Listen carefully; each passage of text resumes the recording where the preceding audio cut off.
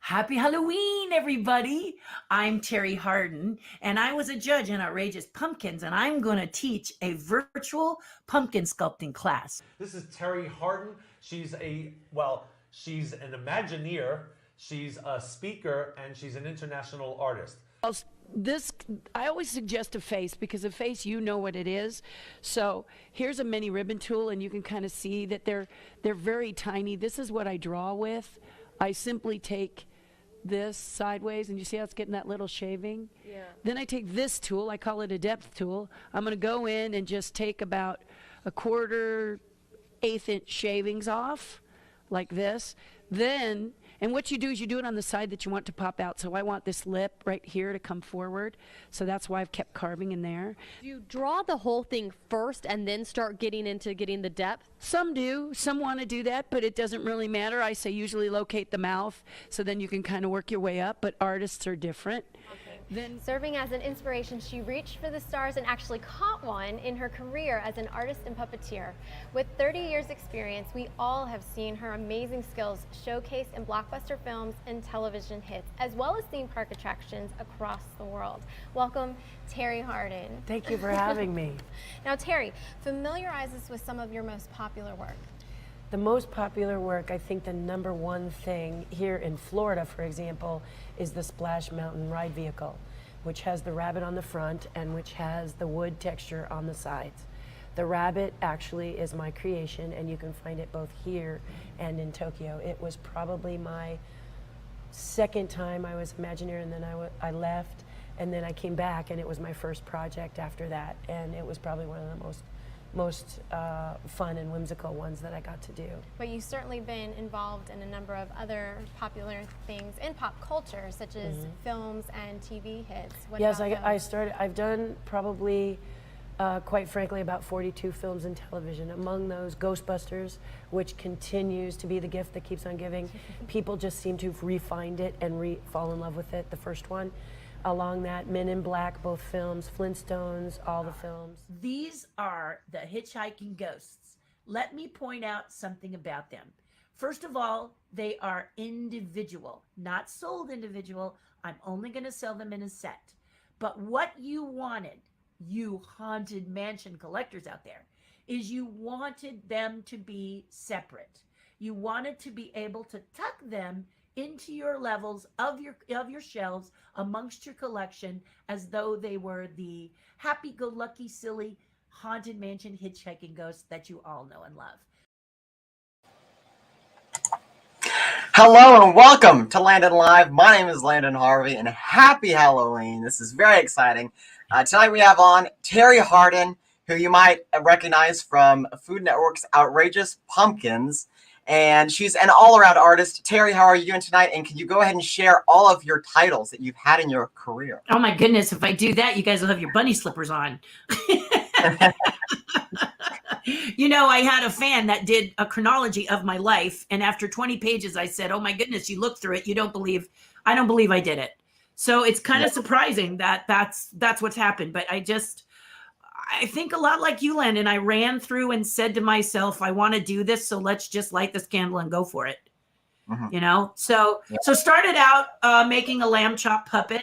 I was bullied as a kid. I can't imagine why. I look like everybody else, but I was bullied as a child. I'm half black, half white. I was born in 1957. So those of you doing the math, I'm 63. But the thing is that as a little kid, I was very light skinned, but I had hair that was African American or black, as I like to say, because there are many people out there that don't like titles. And so let's just say my dad's black, my mom's white. And so there's where the bullying came in. And I decided I had to build a little character that I could talk to and be with. And I saw Sherry Lewis and duplicated her lamb chop, and that became my little confidant. And since then, puppeteering has been a big thing for me. At first I thought no, but I wanted to be an actress, and people didn't like the way I looked. Okay, so you go in and you audition as an actor, and they take one look at you and they say yes or no, a lot of times before you even open your mouth. And in my case, they didn't like the way I looked. They could tell that I had very much, my hair stuck out in all directions. It wasn't always dreadlocks. And I looked like a white kid with this blonde afro, and they were like, no. So they went for my sister, who has long, dark hair and has cocoa skin. And they went with that because that was more of an inbox for commercial and television at the time. And so I was concerned. In school, I could do all these plays, no problem. But then I was introduced to puppets, and puppets allowed me to do my art, build my characters, and not worry about how I looked. So that's how puppets kind of came into being. So Ghostbusters, Men in Black, Jungle to Jungle, Indian in the Cupboard, Flintstones 1 and 2, Men in Black 1 and 2. I've done commercials like the Foster Farms chickens, Philadelphia cream cheese, have worked with Tony Urbano on the Chicken McNuggets and a couple of McDonald's commercials. I'm an actor, so I was in Shark as a jury foreman. So it just, and then I'm an Imagineer who designed attractions all over the world. So it just, you're piling it on and you go, wow, I can't even believe it. So what was your first project that you had that you undertook that was like, wow, this is my career is going somewhere? Like I feel I'm successful, yeah. It was called BB Beagle. It was called BB Beagle. So BB Beagle was a Hanna-Barbera production. I was something like 18 or 19. And what had happened is Jim Henson over in London had just announced they were no longer going to do the Muppet Show. So everybody and their brother in Hollywood decided, well, let's jump on this bandwagon and try and do some sort of a Muppet Showy thing. And BB Beagle with Hanna-Barbera was that. In fact, I remember very vaguely BB Beagle's theme song, but it was just like they had taken every line in the Muppets and tweaked it, and then made it about the BB Beagle show, which was about a beagle and his crazy characters. And we had Joyce DeWitt as our guest from Three's Company, which if you're younger than that, you may not know what that is, but Google it. And then right. I'm sure we have some listeners that are like, oh yeah, I know who that is. It just goes right across my head. Yeah. They put me on a plane for my first time, flew me up to Canada for my first time. I was happy to have a star on my door for the first time. I'm 19. I had to use what's called a television monitor and had no idea because all of my puppets I had done like right here. So with them being right here or right here, not up in the air and looking at a monitor down there, I had never done that before. So I had to practice it. And if people out there have done puppets before, the monitor is a small television screen that shows you what's on camera. It's a wonderful device. But back in those days, they did not flip, meaning you now can activate your camera so that much like a selfie. It mirrors your movements. When you raise your right hand, it looks like your left hand because it's like you're looking in a mirror. And one of the things that I didn't realize I was doing is I was doing a show called Lost on Earth, where half of the puppeteers didn't like their monitors flipped and the other half liked their monitors flipped. And I could jump between both camps without even knowing it. So I'm ambidextrous, but I was going through and people were like, how are you doing that? And you were, what? And then I went, oh man, yeah, that is a little weird. But it was because of my early training without a flipped monitor that I was able to just kind of to do it. But I didn't realize it until someone pointed out. So my first show was BB Beagle, and I felt like a rock star because I had been working at a photomat store, which is a little kiosk where people used to bring their film to be developed. Film is the stuff that used to go in cameras. It was never digital. It wasn't digital. Little things that dropped in, Anyway. Right. And I think I was making like $5 an hour, $6 an hour, thought I died and gone to heaven. Right. And then I was hired for BB Beagle and I was making $1,100 a week. So it was huge for such a young girl to get, that felt very successful. So did you have a portfolio, or did they just put out, a need for how did you go from, working at that kiosk to? It's a good question.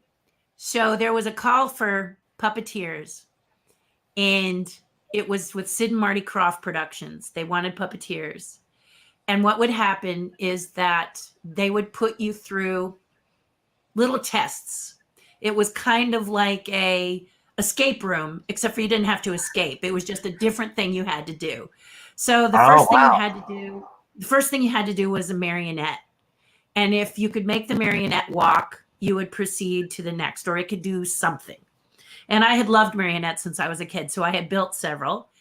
And then they take you to hand puppets, and they would watch you do your syncing and stuff. And Tony Urbano headed that up. That's how we first met. Tony Urbano, known for cruise ships and also the little Snuggles Bear. And he did McDonald's. He did all kinds of stuff. And they picked 30 people to be in this training. And I must have been about 16. And there were 3 women and the rest were all men. So that was one of the benefits for me, is because back in those days, now there's more women who are puppeteers, but back then there weren't many women who were puppeteers. And so they were really excited. Did you worry about that going in, or did you take it as a challenge? What was that like? I actually didn't know, because they would bring us in individually. So those of you who love and know Jim Henson, and those of you who are from New York, you know that and I'll explain it to you. On the East Coast, they do group auditions. On the West Coast, we don't like that. Okay, we're like a voiceover person. We want to come in individually, and we want to do our shtick individually because we don't want others to take what we've developed. Okay, right. I would imagine with the ventriloquist, it's similar with any performer. They have these things that they do that are absolutely yours. But your bits Jim or your thing to cling to. Mm-hmm. And Jim felt like an ensemble was better. So when Jim came to the West Coast, we didn't take too kindly to him putting us in the same room at 7 at a time. So some people got really angry about it. And I was just like, well, it is what it is. But I would go in and audition myself. So for this, I went through the room doing each one of these things by myself. And if I advanced, I stayed on the top level. And if I didn't, if they thought, okay, this person's not going to work, you went downstairs and you were kicked out onto the street. So it was just like I said. So it was like, gone, you're not it. Where am I? Crazy. Did you have like a specific amount of time you had to like accomplish these goals, or like for each room? No, they seemed to be. They just wanted to see if you could do it. Also, they wanted to see if you had a good personality. I think is probably part of it. Of course, back then, I think they just wanted to make sure you had good lip sync and that you had good.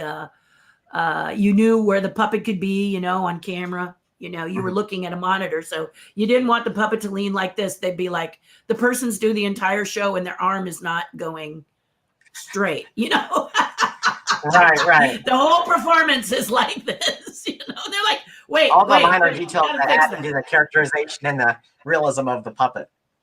Yeah, they will, and then they want to know how long you can do this straight up and over your head because you've got that over your head for quite a long time, and so that's sort of the things that we went through. And then when we were in this training course, we worked with June Foray for voices. I mean, you don't get any better than June Foray. And I worked with Harvey Limbeck, who was a comedy director back then. So we'd worked with the top people. Tony Urbano was puppeteer, and so on and so forth. And then they at the end said, okay, we're gonna keep you guys in mind, and they would bring us on for various shows. And my first show was Earl Roberts Celebration.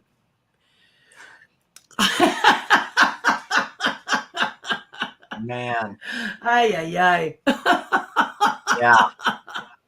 So yeah, so you felt like you were doing it. Anytime someone called you to do a puppet show, you felt, that they said, okay, we're going to pay you to do puppets or like with you, ventriloquism. You go, okay, a score. That's great. Sure. So had you already been familiar and done, carvings and different type of sculpting? I mean, had you done that from when you were, in school till this point, or did you pick that up later in your career? Like, did you already have these skills? It happened later. I was drawing and painting mostly. And then in high school, I discovered actual sculpting in clay, but I soon realized that sculpting in clay was going to be expensive for me in my little budget. So I started tearing up seat cushions and chair cushions and started to carve with scissors. Those Fisker scissors. I started to carve with that and make my characters out of foam, thinking that this would hold me over until I got hired and I found out how they really did it.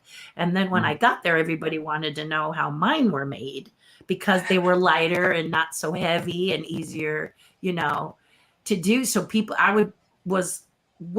want to know how you guys are doing it, Yeah. So, it was a bunch of collaborative artists. I remember when I was 16, I was building puppets for my like an elective we had in school, and I was taking another class and I was building these characters. And this lady leaned over and her name was Jeannie, and she had a puppet theater that the who's who of Hollywood would bring their kids. And so she saw my characters and she said, do you want a job? And I was like, what do you do? And she says, I'm Jeannie of Genie Land. Okay. And she said, you're going to love it there. And I really did. It was a place where kids would have a birthday party.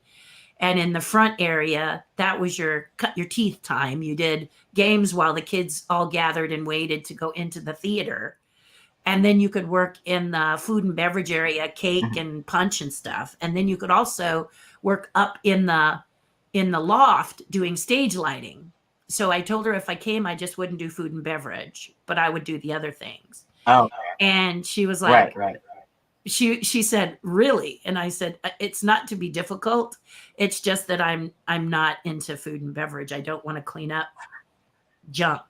And so she was kind of like, And she said, well, would you design a show for me? I said, yes. So she said, okay, if you design a show for me, then you can skip that. And her daughter was really angry because she said, you're supposed to go from front of the house to the food, to the stage lighting, to the stage. And Jeannie didn't want that. She wanted my show, which I was already building.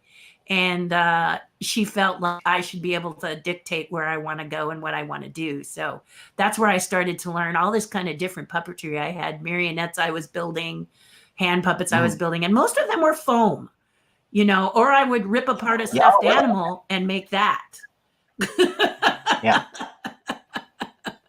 convert it into a puppet. Yeah, I've done some of those. Yeah. So did you make this this show a custom for their venue, or was it your show and you were just finding ways to tie it into their theme or their location? I had made a Pegasus. I wanted to make a white Pegasus that flew, marionette. So I had made this white Pegasus, and when you turned the lights out, she glowed. You did black light, she glowed, this really pretty white. So Jeannie fell in love with her and said, oh my gosh, I have to have this in a show. Can you write a show of fantasy around it? So it started as a shadow puppet show, and my shadow puppets aren't dark on light. They're actually done with construction paper, and then you seal it between the shelf liner that's clear. And then I segmented them so that they were colorful. So everything was really colorful. They just weren't black, they were colorful. So it started with that. And it started with Greek gods or some sort of deity on high of some mountain saying, you know, it's time to go to Earth. Let's send Pegasus down, you know, that sort of thing. And then Pegasus would fly around, and then I had built a fairy, and they interacted with the child and whatever. And Jeannie just loved it. She thought, oh my gosh, we've got to do more shows. She said, I'll write the shows and you build the puppets. I said, okay. So I did that till I was about 18 or so. And when I was 18, she took me to meet Waylon Flowers of Waylon Flowers and Madam. And Waylon Flowers. Oh, neat. Yeah. Oh my goodness. I would look at Waylon and when we watched him, because when you see Waylon Flowers and Madam live, I don't know. I was too young. He was in Vegas. I was too young to get into Vegas at the time. So, but she was right next to him. She was like right here. And so I was really impressed with how alive she was and the fact that he was not a ventriloquist. Mm-hmm. And I was like, afterwards, my question was, wow, your mouth was moving. And he was like, yeah. And I said, you're not a ventriloquist. He said, no. And I said, why not? And he said, because I don't want to put the time in. I don't want to be a ventriloquist. I'll just be a really killer puppeteer. And I thought, oh, I love that. He said, you could be a killer puppeteer. You don't have to be a ventriloquist unless you want to. So I said, well, I really don't want to. And he goes, I'm going to go back up there and I'm going to do a performance and you watch me. Don't watch Madam. You watch me. And you couldn't do it. You just couldn't do it. She was too dynamic and he was dull. And so that's kind of the way I do with my characters now is I loan them my voice and I don't worry about my mouth moving. I just create the character because the character is dynamic enough. You're watching. And now with masks, who cares? And even before masks, a lot of ventriloquists just had a goofy looking puppet and they couldn't do it like Waylon did. But they would pass as a ventriloquist and stick that in their title. But no, it was really interesting. And I think he used to open with a joke about how he was, Madam would say, I'm Waylon's no ventriloquist and I'm no dummy or something like that. And then they go into their bed and just breaking the ice with that for the new people that are watching Waylon, kind of, breaks the fourth wall and just kind of gets that, commotion kind of settled. So it was just so interesting. And going back and seeing clips of him and Madam on YouTube, I mean, you look at the puppet and you're like, that's so basic, compared to the puppets we have today, where you can put mechanisms in them and so many different things. And the way that he manipulated the arms and every little aspect of Madam in performance is truly inspirational. So it's really, so you're young really kid great. You're watching someone like that, Landon, doing that. Yeah. You're like, oh my gosh, wow, that is phenomenal. Yeah. I love it. I use rods on a few of my characters in my show that were inspired by Waylon and fellow ventriloquist Dan Horn. So you were actually you were a judge on Food Network's Outrageous Pumpkins. How long have you been pumpkin carving? And when you got into it, was it just another medium you wanted to conquer, or was it something? What was your stance when you got into that?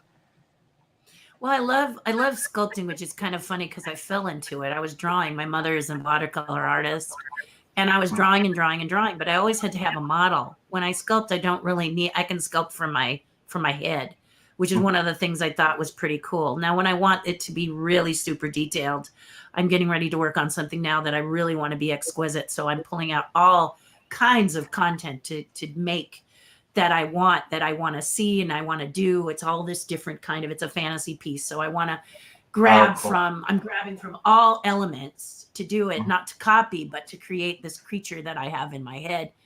Sure. So I love sculpting.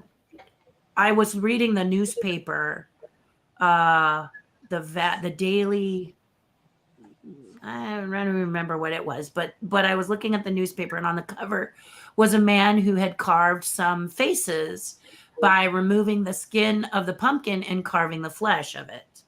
Mhm. And I thought, well, hey, that's kind of a good idea. I've often thought a jack-o'-lantern is a little wasteful. You have a really Yeah. beautiful thick wall, you know. Mhm. If the Yeah. wall's like this thick and you carve a triangle out of it, it's like, boy, that's a waste. Yeah. So, Three so I triangles and was call kind it of a like, day. It's like, come on. yeah, like a kid, I was like, But the guy said he used push tools. He said he used these wood carving. You could buy them for $5, and they were Mm. like set of 10 push tools. And Ah. it was November 1st. I went down to my market and I asked them if I could have some pumpkins, and they go, "Oh, they're free. Take as many as you want." So I took Oh, about wow. 6. And Yeah. this is a keynote. If you're someone who wants to practice pumpkin sculpting, go on November 1st. People don't want their pumpkins anymore. So a lot of times you can get them for free, and sometimes they're like, we have a farm out here that they're going to do a half price sale. So, you know, that's better than nothing, but you can go around places, they just want them gone. So they'll charge you $5, $1 for something that was $40, $50 or even more. Right. So I found these pumpkins. I bought this tool set and I did 2 swipes on it and cut myself. And I said, this sucks. Mhm. Yeah. There's got to be a better way. So I pulled out my sculpting tools, my mini ribbon sculpting tools, pull tools, and I started carving the pumpkin. And I started doing it with these pull tools. So I said, oh my gosh, this is so much easier. And oh my goodness, you know. And then I Yeah. started to realize that not all pumpkins are created equally. Some have very, very thin walls. Some have very, very thick walls. And there's a variety, unfortunately, that happens in a market that can sometimes have a thread in it, like celery. If you catch that, the thing rips in half. So the one thing I really don't want to have a beginner do is to get that kind of a pumpkin, because it's going to be devastating to them if the thing all of a sudden falls apart. You know how it is when you're beginning something. You always Sure. blame yourself. And I Is didn't that want like people getting? to do that. Is that like getting one from like Walmart versus getting one from like a farmer's market? Like, is it the Mhm. care that's put into it, or is it just at random? It's part of the care that's went into it. And then there's all these different varieties of pumpkins. Who knew? Okay. Right. I knew there were little pumpkins called pie pumpkins and bigger pumpkins Mhm. called jack-o'-lanterns. I had no idea there were white pumpkins called the polar bear or the ghost, that underneath, if you get a white pumpkin and you scrape the flesh off it, you might get white flesh, like in a cassava, or you might get peach flesh. And the peach flesh wow. is so pretty. And then you Yeah. light these from behind. They're just amazing. They're amazing. And so I started to sculpt this flesh and put a light behind it. And I realized that this was something that is so much fun that I just couldn't stop. I thought, you know, and at the time, I think you think to yourself, you're the only person that's doing this. Well, I knew the guy from the paper had been doing it, but I didn't know if he knew, you know, that the Mhm. scraping tools were good. So I'll show you, Right. if it will be kind to me. I'll just show you my lady. Okay. You know, it's so funny when I do these, because sometimes I was just speaking with you earlier and saying, man, you're really good at what you do. And it's good to touch with the young because they know what they're doing, whereas me. But anyway, here's my lady. So she Oh, was wow. sculpted with a scrape tool, and she's very pretty. She's about the size of a regular jack-o'-lantern, about 6 inches tall, 5 inches across. But what really makes them spectacular is when they're lit. So when they're lit, they just take on a whole new, beautiful lantern look to them. And it's just a spectacular way to illustrate your sculpting. So I just was like, ah! You know, So, and so the bigger Terri, the pumpkin, the better. do you have it lit while in certain processes while you're sculpting, or do you light it at the can. very end to display? Okay. You can. I like the surprise, but Yeah. you can put a light in there and sculpt to the light. Many of my students will do that. I'll say sculpt to the light, not go to it, but sculpt to it. So that way they understand hot versus cold. Because if we look at this young lady again, the thicker areas are going to be your darker areas, and the super hot areas are like her tear ducts and the yellows. All the yellows are the hot. That's punched through or nearly through. And then so now you're beginning to play with, what do you like dark? What do you like light? You like the roses, the peaches, the different colors. You start to really play in it like that. And it's just wonderful. Did it take you a while to get the symmetry down for that? Because pumpkin is a very interesting media. Or were you just kind of, the more pumpkins you I carve? think I took it, I looked at it and said, does it really need to be symmetrical? You know, you ask yourself, does it really need to be symmetrical, or can it be weird? Because when you teach people, you don't want them to get in the magma of their mind of it's got to be symmetrical. Nature Right, is it has not to be perfect. symmetrical, by Right. the way. You don't want to make it perfect. Like, for one thing, I tell people that you love teeth. Like, I love to sculpt teeth. So this is my cheeky, and he's all teeth. He's 3 feet across and nothing but teeth. Okay, so you say, so if you love teeth, then you can say to yourself, this one's fun because it's nothing but teeth. Or everyone loves my weird pumpkin because who says it has to be a face? So there's my weird pumpkin. You know, this was to tell people to go to my front door because for some reason they kept skipping my front door. So the arm is made out of a squash, and the pumpkin is just the little pumpkin that I opened up and stuck that in a hole, and then it points. So the point is that now that you have this dimensional ability, it frees you to do whatever you want on a pumpkin. It doesn't have to be. So I'll show you a perfect example of it doesn't have to be symmetrical would be my dragon's egg. So this looked like a dragon's egg, but you see it's not symmetrical. I just made this little dragon in a fetal position, and then I lit him. And it's just, people go, whoa. And you will even, if you take a class and you do this, you may look at your pumpkin and go, ugh, it's really awful. And then you'll light it and you go, because the surprise factor is amazing how much light just changes the whole mood of it. So that's how I got involved in it. And I was all about lighting them. Then I meet and judge Ray Villafane, who's the Pumpkin King.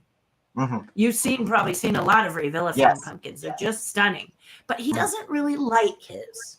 He likes his to be lit on the outside, and he really works with the detail on the outside, which is fabulous. But and I would look at his stuff and I'd go, wow, that's fantastic. And just watch that kind of, and I've done that style too. I love it. I live it. But that's what makes us complement each other so well, is that I tend to like mine lit, and you want to be aware of the thickness of the walls. And he's about be aware of the thickness of the walls to create the planes of the face or whatever he's doing. He'll pull things in like pumpkin seeds to make teeth, or add, you know, you can add things like other vegetables and stuff. It's just a really, really fun thing to do. And then you've got people like Mark, who has an Instagram page called Mark Maniac, where he does he sketches on them these elaborately beautiful illustrations, and it looks like stained glass almost. It's so nice.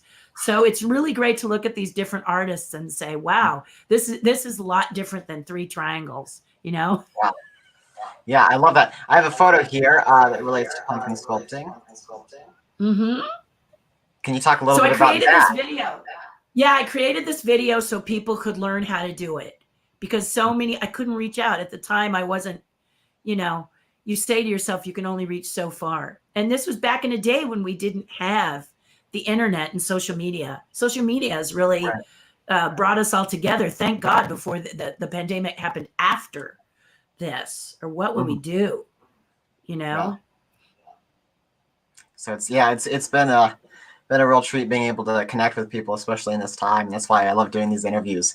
And especially, you know, one of the few good things to come from the pandemic is the surge of creativity. Now that everyone's kind of locked up in their homes, they're trying new things, getting out, whether it's, you know, planting a garden or getting out, trying different skills and getting a new skill set and trying new hobbies. Will you tell the Muppet story of your audition? Kind of switching gears here. Oh boy, yes. So I got hired by Tony Urbano to go do a Chicken McNugget commercial in New York. Now, back in the day, they were little foam critters that you sculpted with scissors. See, I thought I was just doing something to get into the industry. And the next thing you know, the industry is doing what I do. So I was like, how nice. Yeah. That this happened. So you would take scissors and you would carve these little McNuggets about this big, and then it had a little mechanism that their little bodies would squeeze down, and they would go like this and dance, and you would work them with a rod on or whatever. They'd sit on Ronald McDonald's shoulder, or they'd sit on a piano or whatever. And for some reason, we had to go to New York to shoot this. So we're in New York, and we finish our day. It's like 3 puppeteers, Tim Blaney, who's another person you might want to interview. He's brilliant. And Tony Urbano and myself and another lady from New York who came and worked with us. But at the end of the day, Tony Urbano said, "Who wants to go to the opera?" And I went, "Opera?" And when I looked around, everyone was gone except for me and Tony. Oh man. And I was like, and Tony says, "Terri, you'll love it. We're going to go to the Met. We're going to get dressed up, and we're going to listen to opera." And I thought, opera. And I said, "Is it in English?" And he says, no, it's not in English. It's in Italian, or it's in, and I'm like, oh no, I'm just like, what am I, 20 years old, 21 years old? And I'm thinking opera. Oh gosh. Oh, no. And he says, "Please." So, okay, okay, let's see how much the tickets are. So we go to the Met, and the only seats are box seats, which means 4 seats in a box, like you saw if you've ever seen Phantom of the Opera, or anyone with glasses of importance. That's where they sit, in a box. And it was like $80 a person. And I'm like, "Tony, it's $80. I'm like, how far $80 is going to go for me if I don't go?" And he said, oh, please, I've always wanted to see opera at the Met. Oh, please, oh, please. And I said, "Okay, what's in it for me?" And he said, "What do you want?" And I said, "I want to go see Ha," which was Henson's studio in New York. I said, "I want to go see Ha." And he goes, "Well, you're not going to meet Jim. You want to meet Jim? You're not going to meet Jim." And I was like, "Actually, no, I don't want to meet Jim Henson. It would be nice to meet Jim Henson, but that's not why I want to go. I want to go, and you, Landon, will understand this. I could not figure out how they made Miss Piggy. Yes. I could not figure out how they made Bunsen Honeydew. I wanted to know, how are they doing it? It wasn't Muppet fleece. I knew it wasn't fleece. I knew Kermit was fleece, a fabric, but they are not fabric." And I'm going, I want to see what are they made of? And he goes, "Okay, deal." We shook on it. I went to the opera. Most of the time I was trying to figure a way not to fall asleep because there's only 4 people in a box and they're all watching you. But I managed. And then we went to Ha. And while we were there, we went upstairs, and the first person to come around and say hello was Jim Henson. Jim Henson took one look at me and went, Now, it wasn't because I was so strikingly attractive, and it wasn't because I was this magnificent puppeteer. He had no idea. It was because I was a lady puppeteer. And he knew right away that Tony was a #1 puppeteer on the West Coast. And if I was standing next to Tony Urbano, I must be pretty doggone good. So he automatically walked up, reached out his hand, and said, "I'm Jim Henson. How are you?" And I was like, whoa, Oh my gosh. And he started to ask me all these questions. And Tony got a little upset and said, "She's with me." And I said, "No, I'm not. I haven't worked with you in a while. I'm a work for hire. So please don't say that." And so Jim was the one who took me down and taught me about Miss Piggy and how she was made, and Bunsen Honeydew, how he was made, which many of you may have seen some of the behind the scenes, but it's a foam sculpted character. And then they use a thing called flocking, which is putting glue on the foam and then using electromagnetic currents to make little hairs stand on the end and just coat it. They use it in animals for the detailed part in their fur and stuff. And it was fascinating. I was like, oh, that's amazing. That's amazing. So we toured the studio, and then I left. And when I left, a door opened and an arm came out, like if you watch the Addams Family thing, an arm came out and put something in my pocket and disappeared. And I was like, what the? And then I went home and I opened it up, and it was a note, and it said, "Jim Henson would like you to audition." And I looked at that. I'm now in LA. Jim Henson wants you to audition. And I was like, that's nice, but okay, whatever. And I put the note down, and then Jim called me, and I thought it was someone punking me. So I said, this isn't Jim Henson. And he goes, yes, it is. And he said, I want to know why you haven't called me back. I gave you this note, you know. And I said, oh, I'm sorry, Mr. Henson. I wasn't quite sure it was real. And he was like, why wouldn't it be real? And so he said, I want you to come back to New York and work on Sesame Street. And I said, no, thank you. Now, that's the thing that's a shocker to a lot of people. They said, Terri said, no, thank you. Yeah, I said, no, thank you. I don't want to go to New York. Please, no. Did he know you as a puppet builder or as a performer? He knew as a performer. He didn't know Okay. I was a builder until I told him I wanted to be a builder. I was a builder. I built my own. Because Landon, you know, and anyone who builds, the only way for your puppet to work best for you is to build it yourself. You can have And someone there's else build it for different you. do. It's a whole different feeling. You know, out here in California, the problem is that a lot of shops would build it the way they build other props, and they're always way too heavy. One of my favorite stories is Doc Ock of Spider-Man 3, where the arms of that actor were so heavy, many puppeteers were injured to make those arms work. They were physically hurt.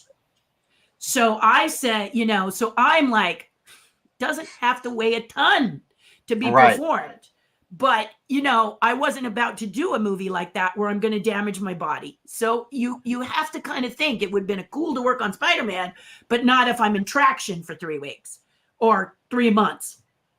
So these are the kind of things as a puppeteer when other people are building and you're not quite sure how they're, you know, you got to just know that if they confer with you, you're probably pretty safe. But Jim Henson puppets were all light and fun, all foam, all beautiful, all great. But I didn't want to be in New York because I could not come down from New York. New York was too loud, too much noise, not enough quiet for me. So I told him if he ever came out to California, I wanted to work with him. And he goes, well, what makes you think I'll work with anybody that's not in New York? And I said, Dave Goles, who plays Gonzo, lives Northern California. And I said, Steve Whitmire, Rizzo Rat, is in Baltimore. And then, or Atlanta. And then Kevin Clash was Baltimore. And he goes, oh, you've done your homework. And I said, yes, I have. So he said, okay. And he hung up the phone. And then in 1989, he came out to California and he called me again. And he said, all right, sister, here's the deal. I'm coming to California. I'm going to do Muppet 3D Vision with Disney, and you're going to audition for me. And if you're not good, I'm going to make it hell for you at that audition. Got it? And I was like, no pressure. Okay. Bring it on, buddy. Yeah. You know, I'm just kind of, you know, I'm young and I'm like, yeah, you bring that, you know, whatever. So the day comes to do the audition. And like I told you, many puppeteers in California were really angry because we walked into the Debbie Reynolds dance studio and they said to us, and you walk into a room and everybody is practicing. So in one corner, they've got cameras set up and people are in front of camera with their character. And then the mirror, some are in front of the mirror and they're doing their characters. And so the lady says, hello, Terri, I've got your name down on the list. Here's a group of puppets from the Henson Company. Pick one, and then you're welcome to practice in front of the mirror. You're welcome to practice in front of a camera. You can practice all you want.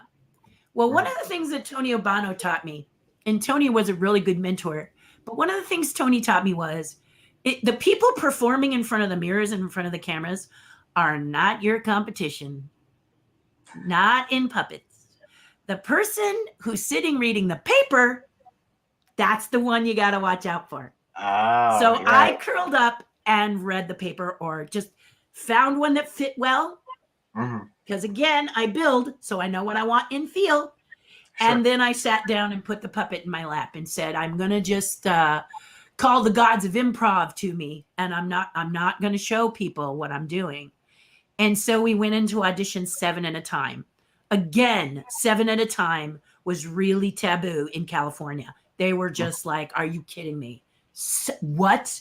But you can either be upset because there's 7, or you can calm yourself down and say, there's 7 people in the room. In order for me to move forward, I can either be intimidated or intimidating.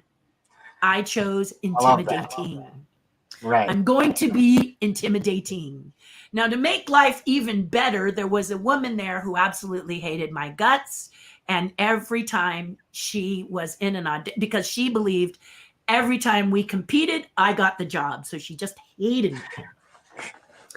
And there she was. Okay. You know, you've got that rival in high school. Right. Unfortunately, sometimes it doesn't change. Even when you're an adult, there's always someone out there that's kind of like. So here we are, 7 in a room. They have us all stand up. And the person in front of us is Brian Henson. So not Jim. And Brian says, well, you know, my father was supposed to be here, but I'm going to get us started because we can't delay anymore. So we're going to have you all stand up. We're going to have you put your puppets over your heads and you're going to count. Now, if you've ever done lip sync, you understand that counting, there's a multitude of ways to count. But the thing that's going to get you to go down the chute is if you go 7 instead of 7. So they're watching for 7. 1, 2, 3, 4, 5, 6, 7 is the one that's either going to have you be kept or out. The other ones are 101. They don't want you to enunciate everything 101 because you're flapping in the breeze. 101 is what they want. 101. 101. You see? So these were things that they knew. I said that's a fine line between. It is a fine line. Yeah. But if you know your stuff, it's things that they knew that we should probably know. We were going to be pros. He was looking for pros. So you just go in. And I had worked with Tony and several other people and that course and just knew and felt very comfortable with what I was doing and didn't worry about it at all. Just went right into it. So they had us count 1, 2, 3, 4, 5, 6, 7. Well, Tony Urbano also says you only have 30 seconds to make it or break it. So as Brian had us all together count 1, I did. Everyone went 1, and I went 1, and everyone went 2, and I went 2, and everyone went 3, and I went 3, and Brian said, stop. And he walked right up to me and he looked me right in the face and he said, let's all count together, shall we? And I was, yes, sir. But I knew now, who's he going to be watching out of all those 7? Because the question in Brian's head is, did she make a mistake or is she punking me? And I was punking him. Did you come up with that on the spot, or was that something that you were planning when you were in the corner with your paper? Okay, Tony Urbano, and I think this was Tony and my mentor Pat Breimer, who has just passed. Both of them said, you know, you open yourself to these little gifts. Don't close the door. Just go for it. And I thought, 30 seconds. I need 30 seconds of Brian's undivided attention, and there's 7 people. How do I make me? Without being, it probably was annoying actually, but so he said together, so we all counted together. So there I was counting with my puppet, 1, 2, 3, 4 with everybody else, 5, 6. But when we got to 7, I looked at Brian and went like this: 7, 8, 9, 10. I love that. Oh my gosh. That is what you call sealing the deal. Yeah. Because he just didn't know. He really didn't know what to think about me. But I had loved the Muppets, and I knew the Muppets were people that were pranksters and playful. So I just decided to play playful. And so Brian sat us all down, and then he said, Terri, because now he knew what I was doing. So he says, all right, you know, now this became the audition of a little bit of a battle. All right, you're going first, you know. So, okay. I jumped up and he told me that I had to do 60 seconds of ad lib with my character. So I love Star Wars. I've seen it a bazillion times, 181 times. I'm in a skywalking book for my viewings of it. And that's when there was no VHS, no DVDs, no internet. It was all at the movie theater. But anyway, so I talked about Star Wars because I was all about Star Wars. So my character just riffed and riffed and riffed about Star Wars. And then I sat down. They said, very good. I sat down and in walked Jim Henson. So my friend who doesn't like me, she went like that. She was so happy that that everyone else was going to go up in front of Jim and I didn't get to go up in Jim because I was done. So I was like, rats, but I sat down very quietly. So after the 7 people were done, Brian said, thank you very much. We'll be in touch. If you got the job, we'll call you. If you didn't, of course, we won't call you. And Jim went, oh no. Terri, you don't think you're getting off that easy, do you? And I was like, huh? And he said, get up. And I went, okay, get over here, front and center. Okay, now 60 seconds of riff other than what you did for my son. And go. And I just went. I don't even remember what I did, but I just snapped right into it and did it again. And everybody else was jealous because now I'm on tape twice. Right. So needless to say, I did get the job, but I mean, it's crazy. And Jim and I were working on a show together that I'm thinking of possibly resurrecting because we were in the kind of the egg stage, if you will. And someone said the other day, well, gosh, you could develop it into something. And now with the internet, it's so simple to do that. There's so many resources out there. So we have this photo. I believe it's from, is this from Muppets Tonight? Yes, this is the latest Muppet show. And they invited me to go to Disney and perform. And I was so happy because I was background characters. The most fun characters when you're doing puppets are not the leads. Kermit the Frog and Miss Piggy were probably a lot of fun. But who can forget, Bunsen Honeydew or Rizzo Rat or some of these characters that were just a Peppy that's done by Bill Beretta. Some of these people, another person you should interview, actually, Bill Beretta, he's amazing.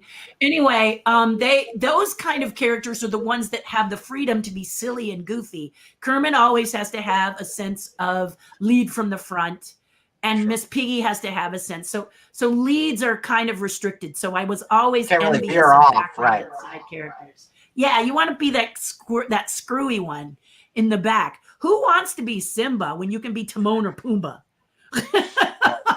Well, Bill Beretta also did Johnny Fiamma, right? And that was on Muppets Tonight too. Yeah. Now was that a character he just did on there? Well, I'm not sure, but Bill Beretta went to college with Brian, and I remember Brian's mother said, "Oh no, you can't hire Bill because he's your friend." But just because a person is your friend, you're not always, bringing them on because they're your friend. Sure, you want to bring your friend on and do your shows. But Bill is very talented, and we did Dinosaurs together. And there is no better Earl Sinclair. I just can't think of anyone who's a better suit performer than Bill Beretta as Earl. So he did some amazing things on that as a suit performer, and that's where it all began. And then he just exploded into this, all these other abilities that he had. So I know Jane said you can't hire your friend, but then Brian fought for that, and I'm glad he did because he knew that Bill was more than just a buddy he was going to drink beer with. He was this talented, multi-talented performer, and here was his opportunity to show it. So I love that. What aspects you said you did, when you were younger, you did plays and you had done some productions in school. Is that correct? So what aspects from that did you take and translate into puppetry? Oh my gosh. I think one of the things I love about puppetry is, for one thing, you don't have to worry about getting old. Carol Spinney would agree with that. You can just be this wonderful character for as long as you want. And you are not you are not confined to gender. So what I mean by that is most of the time, because my voice is so low, I will play boys. A lot of times I play young boys. I did a thing for Henson called Brats, and the girls were too high. They were way up here. And I was like, oh man, I don't want to go there. So I was all of the cool guys, and I did all the cool guy stuff. And the cool guys were not a lot of dialogue because it's all about the girls, but I played all the guys. And I was really grateful when they cast me as that, because I went into the audition and I said, I really don't want to audition. I'm a lot honest. I said to the production, you've got wonderful women out there who can hit these high notes like nobody else. They are far better for the Brats than I am. I'm a deeper voice. I'm a smokier voice. I'm not going to ruin my voice for something that you've got people out there that can just nail it. And so they said, well, okay, fair enough. Why don't you do your smoky voice and perform the character? And that way we'll have the smoky voice. And after that, they said, we're going to hire you for the boys. And I was like, oh, that's fun. So how much, when you got hired for that and you were a part of that project, how much of it was scripted, and how much were you able to kind of just ad lib and kind of goof around? Or was it solely, like, does it vary from project, or is there kind of a thing that kind of, okay. Yeah, it does. I think one of the biggest ones where we got to do, because puppets, if a person is smart in production and they hire puppeteers, they allow the puppeteers to do what's called the scratch track. In animation, most of the time, an animator will design a character. They'll bring a voice person in to do all of the voice dialogue, and then they'll animate the character, or they'll animate the character, and then the voice person has to put the mouth into the character. But with puppets, if you record the voices first, Disney has this habit of thinking that puppeteers can't do voices. Where they get that, I have no idea. But it's really, you know how many puppets I've built, and you know how many voices. Okay, whatever. And so they would want the voice people. So when we did Country Bears, they wanted to record all the dialogue with all the voices and then have us perform. It's like putting a puppeteer and probably a ventriloquist in handcuffs. It's like, you got to stick to the script. That doesn't work. Doesn't work. Because we get what's called the happy accidents. Crazy, goofy stuff that comes from being locked in a trunk or put inside a couch or spending most of your life underneath the floor. Because as a puppeteer, you're not on the floor, you're underneath it. You're not on the couch, you're inside it. In the case of Muppet Movie, they were in the trunk of the car or on the floorboards, right? What was Country Bears like for that? Were you in a full suit, or was that? No, I'm puppeteer. I'm facial puppeteer. So I did Big Al. I did all of his facial expressions. And then my friend, John, I want to say Anderson, but I don't think that's right. Oh, I'm sorry, John. It goes with the brain, 63. It must be the problem. Anyway, John was in Gorillas in the Mist as one of the main gorillas. He was in Men in Black. He played this crazy alien, and it was himself. But John Alexander. Thank you, Lord, for giving me that. John Alexander was just an amazing suit performer. And so he was inside Big Al, and I did the facial expressions. And this suit for Big Al, for example, was so heavy, you couldn't barely move in it. The head was 80 pounds, and the body was then heavy too. It was unbelievable. So we did this little geisha walk with him. He would just do this little shuffle. And then the movie decided that they were going to do this thing where he's here, and then he just goes, boop, and he's over here. So that's what they decided to do. But for the longest time, we created this little shuffle where he'd go, I'm coming. And it would take him like an hour to get, a foot or whatever. And we would do that. John and I would do that together. But the reason Country Bears was so great is because Brian said, you can't do a tract and make the puppeteers, that's like having them draw on the lines. And puppeteers we're twisted. Why else would we be puppeteers if we're not twisted?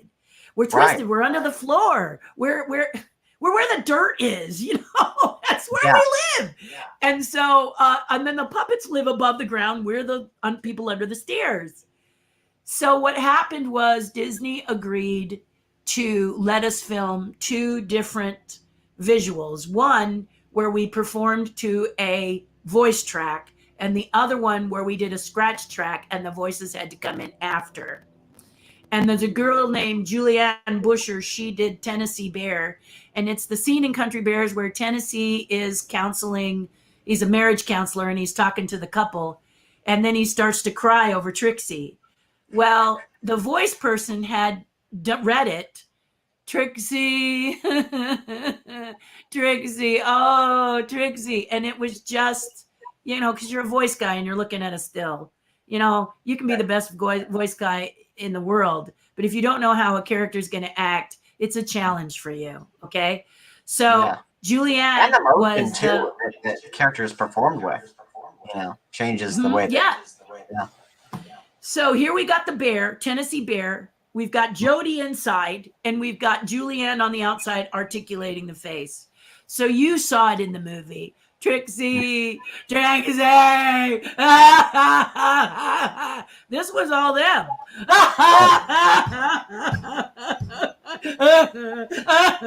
Remember that scene? And there was no contest. They did not do it one way because we wanted it another way. This is the way puppets work. It is the ultimate teamwork.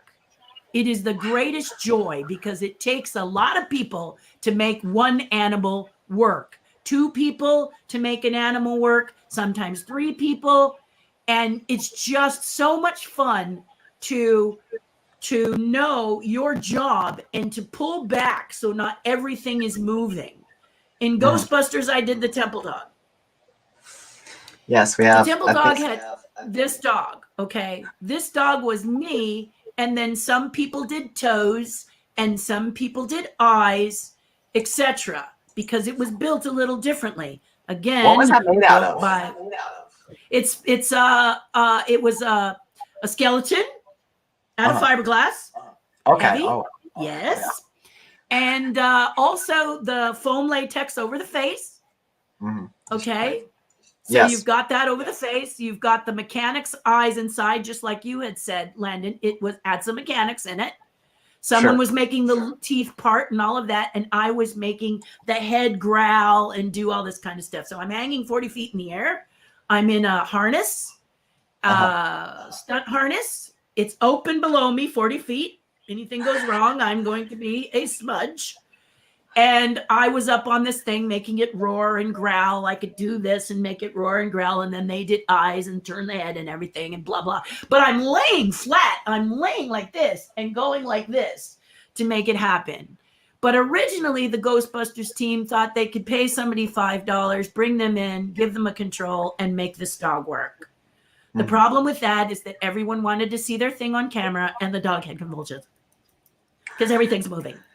So this is the thing about a puppeteer. If a puppeteer's toes, they know when to move toes. If a puppeteer's head, they know when to move head. And when it all works, it all works. Right. So that's why fluid. It can't be overdone. You always hire pros. And that's what Jim learned. Jim said, if they're not Screen Actors Guild, I don't want to deal with them.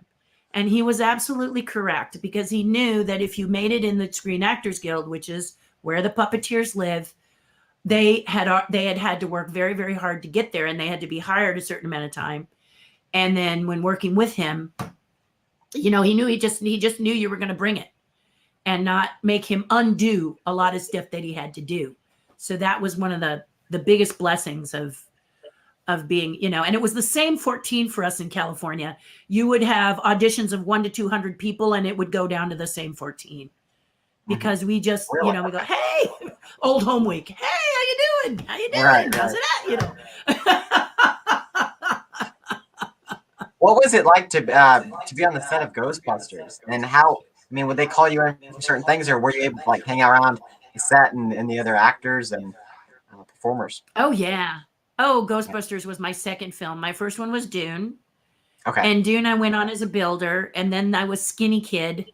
And so as a skinny kid, Sean Young wanted to, I think they wanted her to stay in her trailer in Mexico where it was really hot, but I could fit her outfit, except for that her arms were thinner than mine. So they built me a still suit, and I stunt doubled for a lot of her running across the hot sand. Well, she sat in air conditioned comfort. I boiled in the suit and ran across sand. Right. It's okay. I didn't mind. But so then what happens is when you have a group of builders in Hollywood, they go, hey, blah, blah's hiring. Blah, blah's hiring. In this case, Ghostbusters is hiring. And Dune was finishing up. So they said, why don't you take this number, call them up and say, hey, I'm just getting off Dune. Do you need somebody to help you on Ghostbusters? And that's what happened. And we all went down different times to audition. And I had a huge portfolio. Back in the day, it was one you carried in a big thing that was really heavy. And you opened it up and you said, this picture and this picture and this picture and this picture. And I'm curious. I want to kind of pause here. What would you say the portfolio is today? iPad or a tablet. Oh, Okay. Lordy, what a nice little convenient. Now, it took me a while to embrace it. Okay. Now your iPhone or your smartphone can do the same thing because you can put them into albums and say, okay, here is, like I showed you my pumpkins. I simply went there and said, here's this, here's this, here's this, here's I built this, this is how I did this. And it's just so nice to have it in a thing that's not, here's the pages, Right. Do you recommend for people that have had these different experiences to post them on their social media and on their websites and that type of thing? Or are you more like you should have it on a resume, that way when you can present it a certain way? Well, here's what if a person is out there and they want to do something, okay, let's say you want to be an Imagineer, you want to be a puppeteer or whatever. Sure. Back in my day, don't you just love when old people say that? Back in my day. But anyway, back in my day, you had to go knock on the door. Please, sir, may I have a job? And you had to build a resume. I'm not saying you don't have a resume. Always have a resume. Yay, have a resume.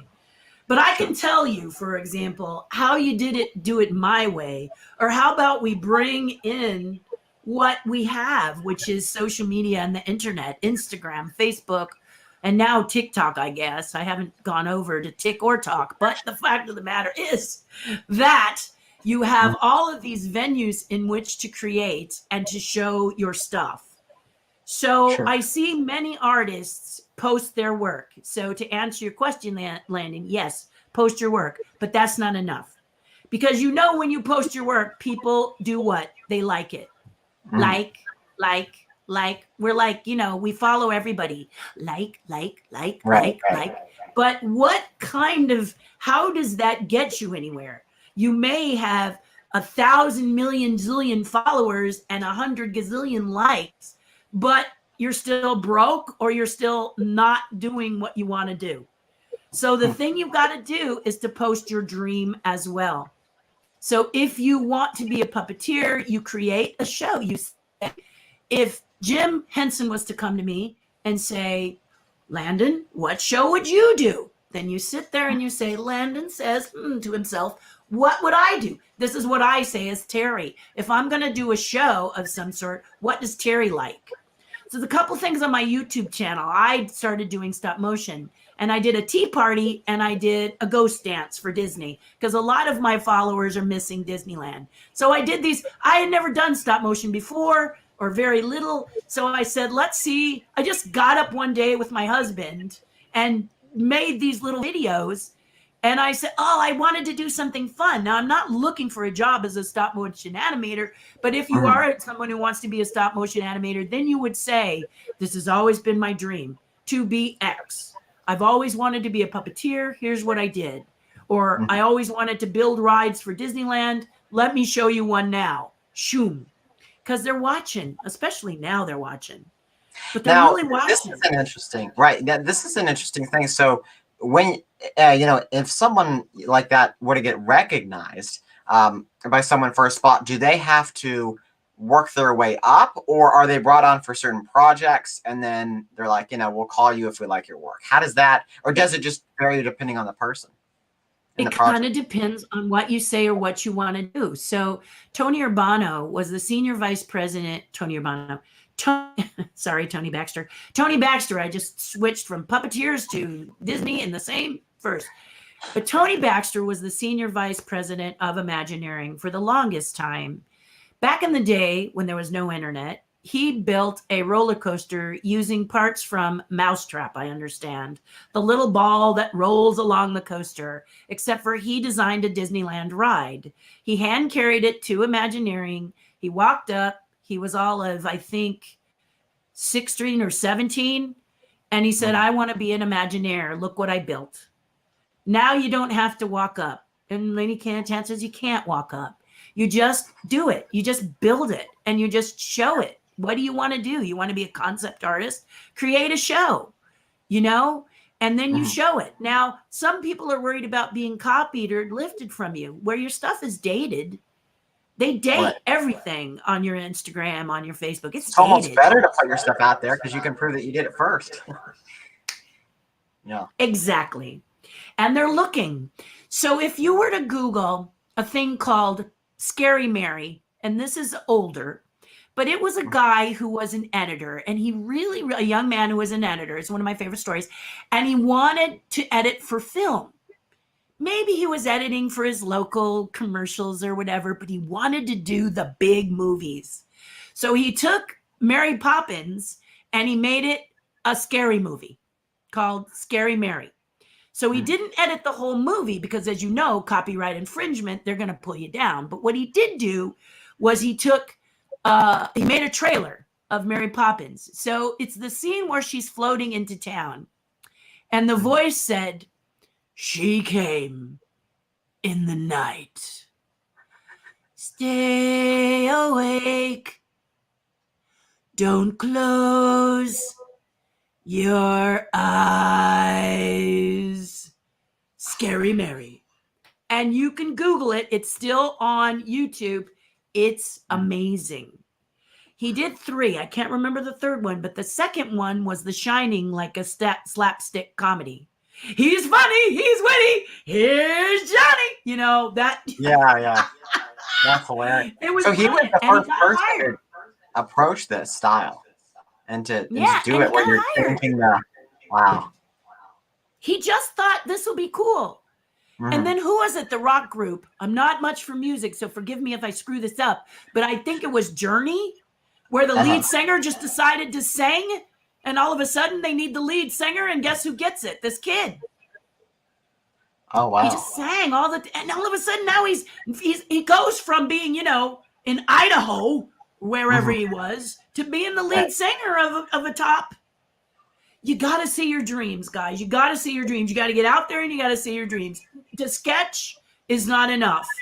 I was on stage with an artist because I'm interviewed on stage quite a bit. I come out and speak to people. You can see I have so much trouble talking. But she did comics. And on Facebook, she did comics called Princesses After Dark. So the princesses would now be off duty, and they were all a bunch of girls hanging out and complaining about the men. Well, Disney saw it, and they hired her, and now she works for Disney Comics. Now, the downside is she had to get rid of the comic on Facebook, but that was her goal, was to get into Disney. Right. So that's what I'm saying. You show it, you do it, and you say, what is it you want? Nowadays, there's no reason why you need to go wait for, please, sir, I have a job. Just say to yourself, this is going to be what it is. They're going to walk up to you. They're going to turn to you and they're going to say, we saw what you did. We want to hire you for something. And then you've got to figure out what that fee is going to be. Okay. So that's where your difference, because they're going to be asking you, what is it going to take for you to come and work for us? See, that's a very interesting thing because, you have the whole, and I don't know what it's like for Imagineers, but you have it where you just love to create and that's what you want to do. And then the business side comes in. You have to choose your fees. And as a puppet builder, I build for myself, but then I build for people all over the world. And that's been one of my biggest difficulties is pricing my work. So how do you approach that when you're brought on for a project? Because my expectation was, they'll say, this is your budget. We need you to do this. This is what we have to pay you. But it's not like that, apparently. So how does that? That's nice, right? I mean, you can counter by saying, what's your budget? Especially if they're nice. If there's someone who's nice and they say, but But Landon, I don't know if you've ever had anybody tell you, I would like to have 3 3-foot figures articulated and sculpted, and I want to pay $300 each. Mhm. No, $300. Well, then go to a college student. You're done Right. here. Right. I've had requests for commissions very similar to that.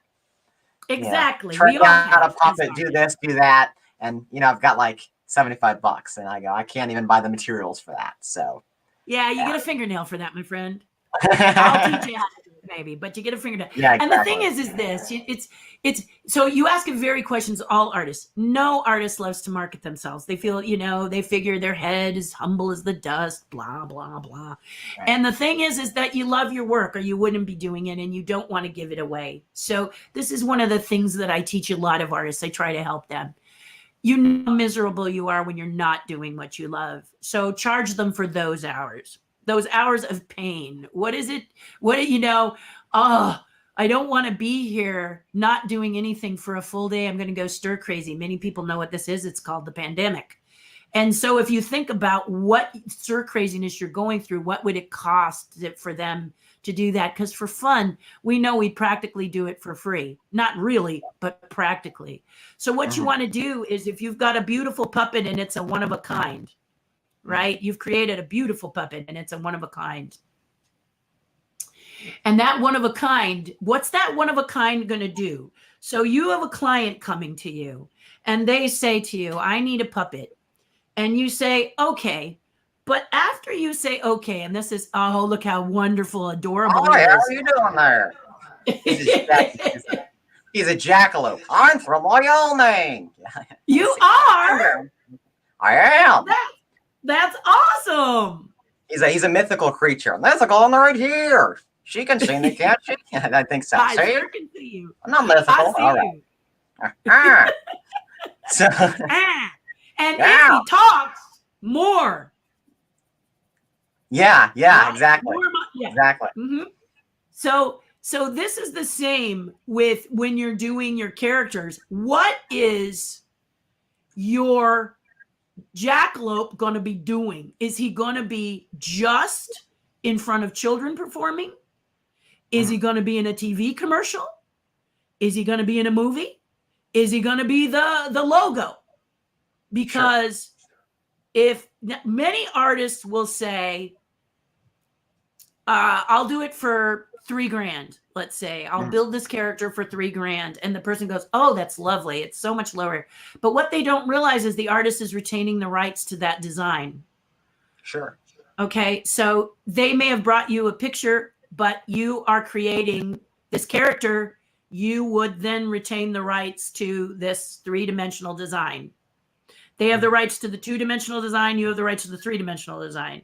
If they try to put that design in a movie, you as the artist can come back and go, excuse me. Right. Did we talk? Did we talk? No, we didn't talk. Right. Mm-hmm. So I'm one of these people who's more upfront. And by that, I mean that I'm going to charge you a lot to build the puppet because you will get all rights. I will relinquish all rights. Sure. So to have me build a character is about $10,000, $15,000 because you are buying all the rights. Yeah. So these are some of the things as a builder you need to find, because somebody's going to make it their logo.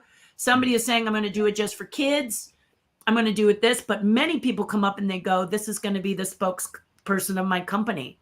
And so you're going to say, okay, and they can go shopping, but they need to be sure and ask an artist, is this for exclusive rights? Because many artists do not sell their exclusive rights. They keep them. Yeah. I do, because I don't want to keep track of it. Really don't. Well, and also, from a puppet builder standpoint, I get to the point where I'm like, I don't want to build that again, even if it was for the same person that has the rights. You know what I mean? So it's like, if you can sell the rights for, whatever additionally and go, because it's like, your time's valuable and you want to see how you can pattern things differently or approach different techniques, and building the same thing over might allow you to do that, but it also kind of locks you into something. Yeah. It does. Yes, exactly. So that's exactly the point. If they're very special and you're never going to get to build it again, it might be something that's really supercalifragilisticexpialidocious. You really enjoy doing it, but it belongs to somebody else. Right. And you can say to them, okay, or you think it's really going to hit, it's really going to make pay dirt like the voices of the Simpsons did. That became this little thing that they did. And the next thing you know, it's everywhere and they have careers for the rest of their life and enough beach houses wherever they want. These are people thinking that's the way it's going to be. It's not that it isn't.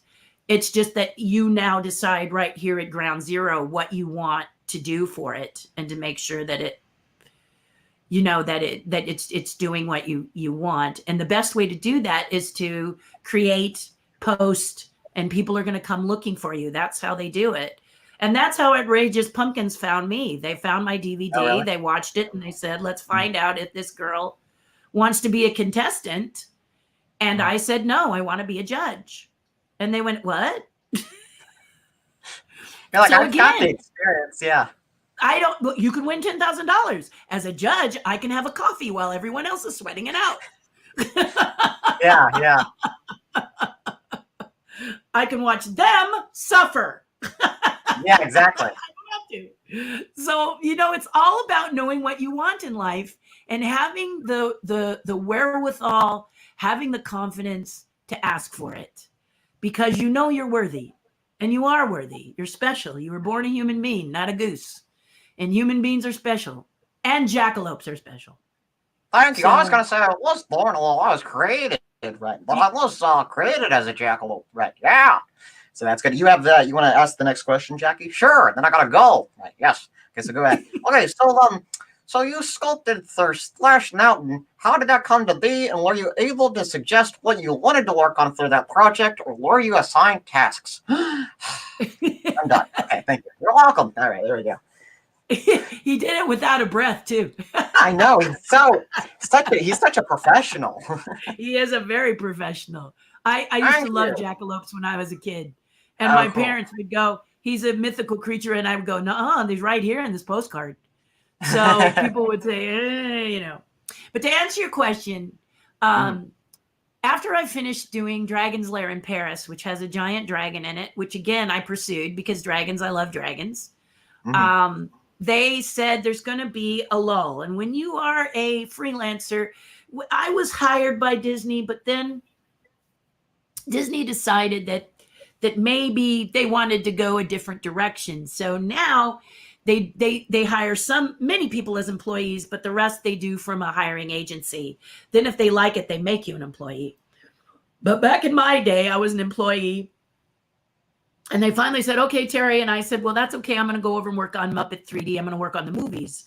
I'm going to work Disney films with Jim Henson. I did Muppet 3D theater and things of that nature. And then I worked for Donald Trump, not on a campaign, but I sculpted his Taj Mahal sign for Atlantic City. Oh, wow. So it was me and two others, and we sculpted this giant sign for his Atlantic City.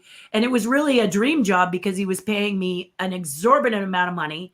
And he was also telling me, well, not him, his foreman, was telling me that I could only work 40-hour weeks, where in the film industry, a 40-hour week is golden because most of the time you're working like 70 hours. Got to get it done. Got to get it done. Right.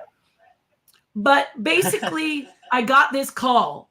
It was a frantic call from a friend of mine who was overseeing Splash Mountain, Tokyo. And she said, Terry, I got to get you in here. You got to get in here. I need you. We're 3 weeks behind. We got to catch up. So I was in the film industry and I carved foam. The foam was a lot like you put your flowers in the reservoir, that soft kind of scratchy foam. It comes in various pounds of pressure, but we use it a lot to create rocks and things in the film industry. I was extremely fast because in the film industry, when they hire you, you say, how much time have I got? They say, last week.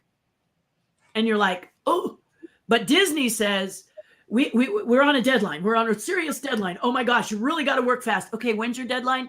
9 months from now. Excuse me, what? Oh, wow. What?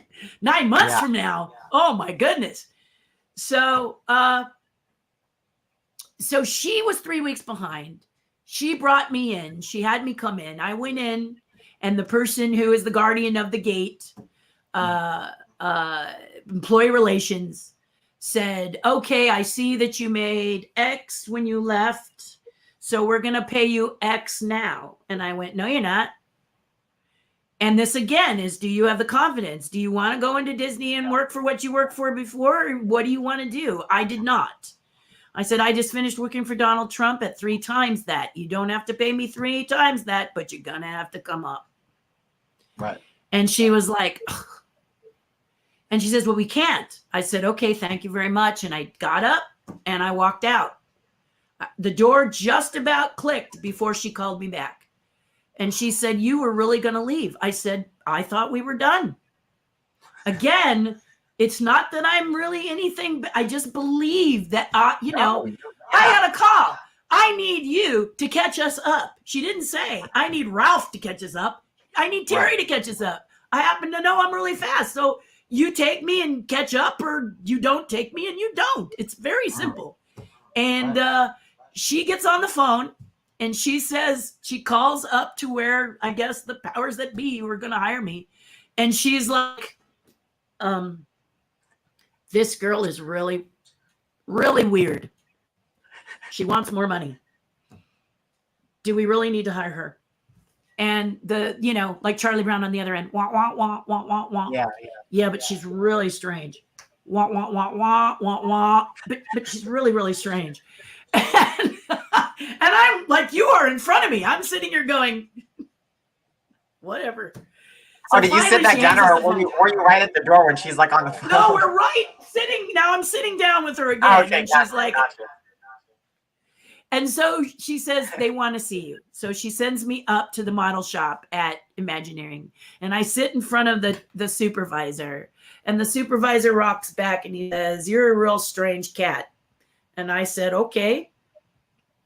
And he said, okay, here's what we're going to do. We're going to hire you as an independent contractor, and the money is going to be XYZ. What do you think?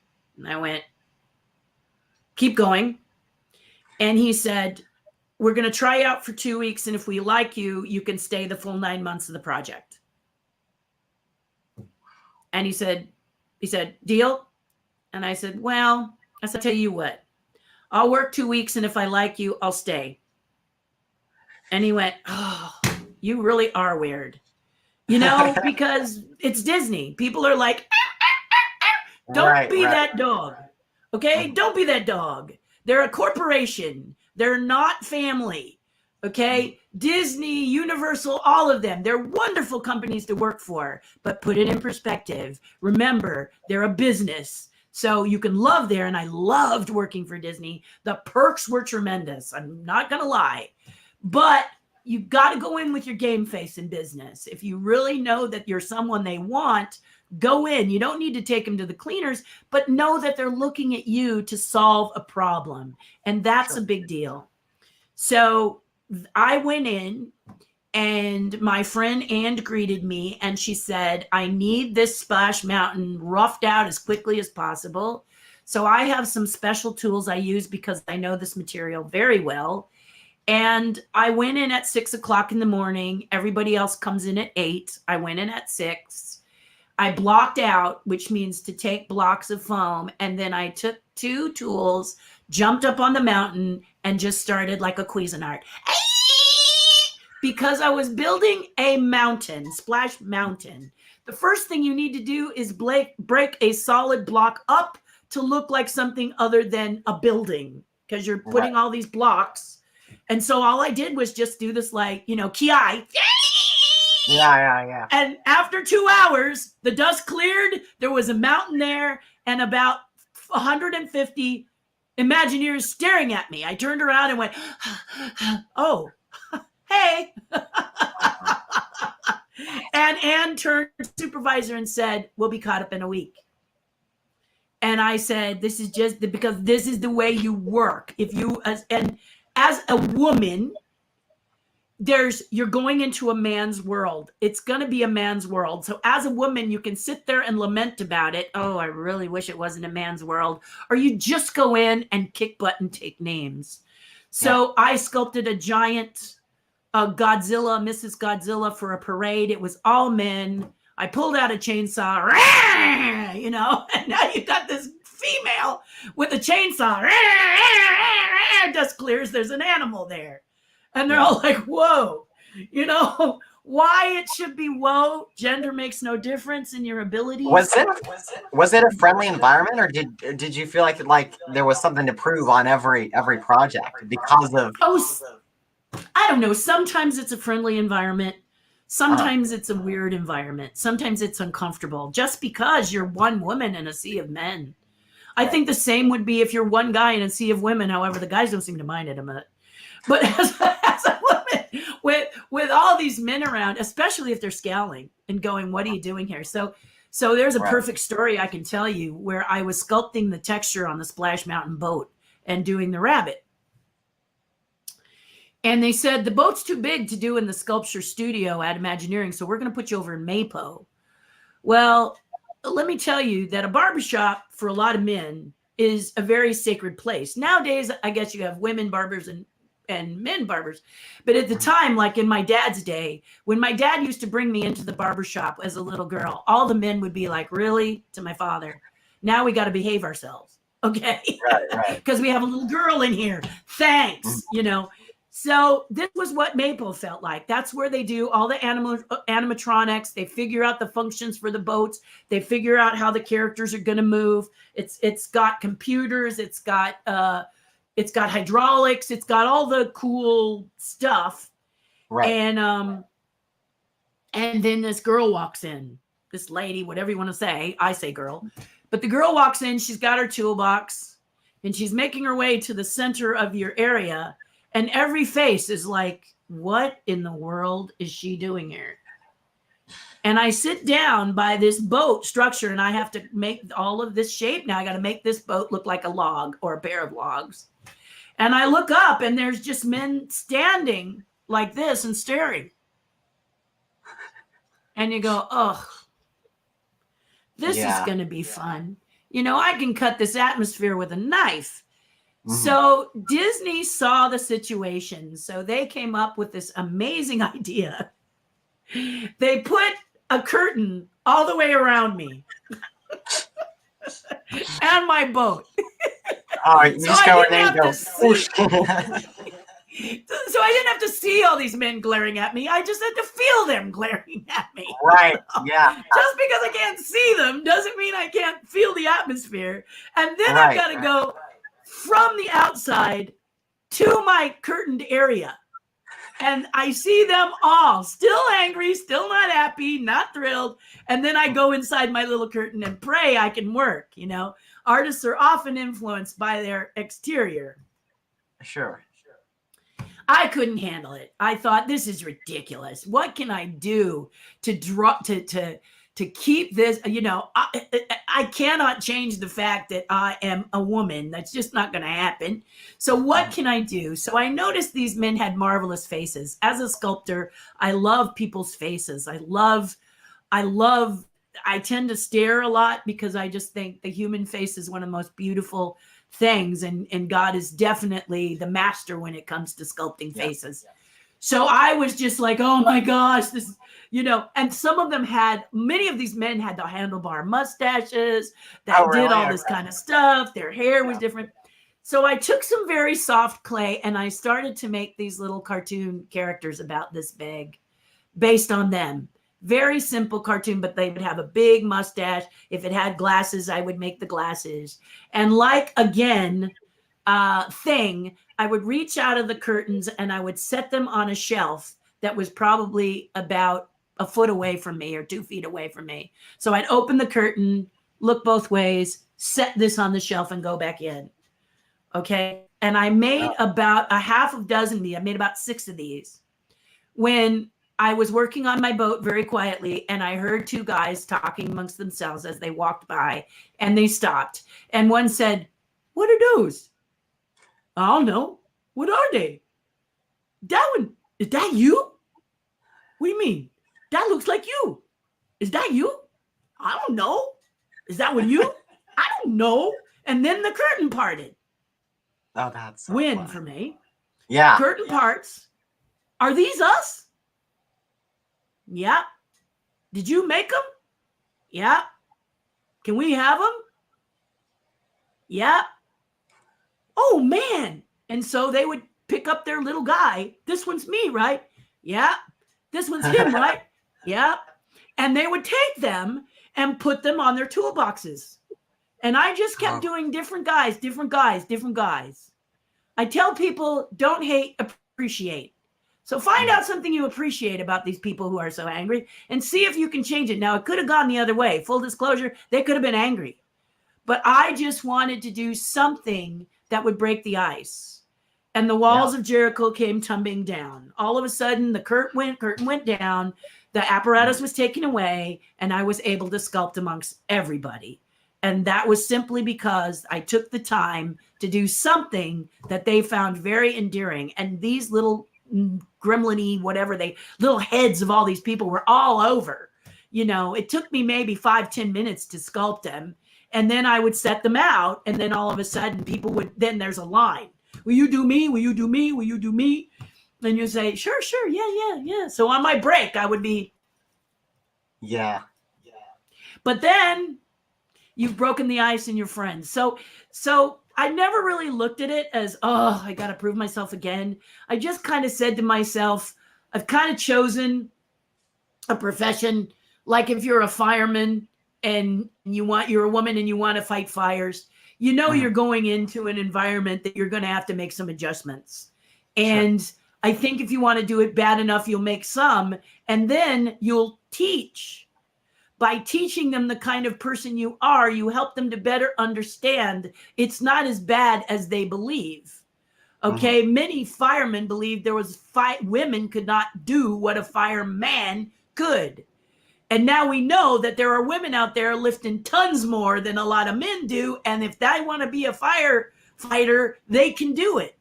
Right. But they just show, you don't have to worry about me. I'm not the kind that's a shrinking violet. I'm someone who's going to fight the fire. And that's the thing you got to teach. If you teach people by being the best example of yourself that you can, this is how they learn. Okay. So you kind of, it's a decision. Did that ever get tiring? Like feeling like you always had to like prove yourself as an artist or to your peers, or was it like a challenge and you're like, okay, I'm at a new place, I'm ready to take it on?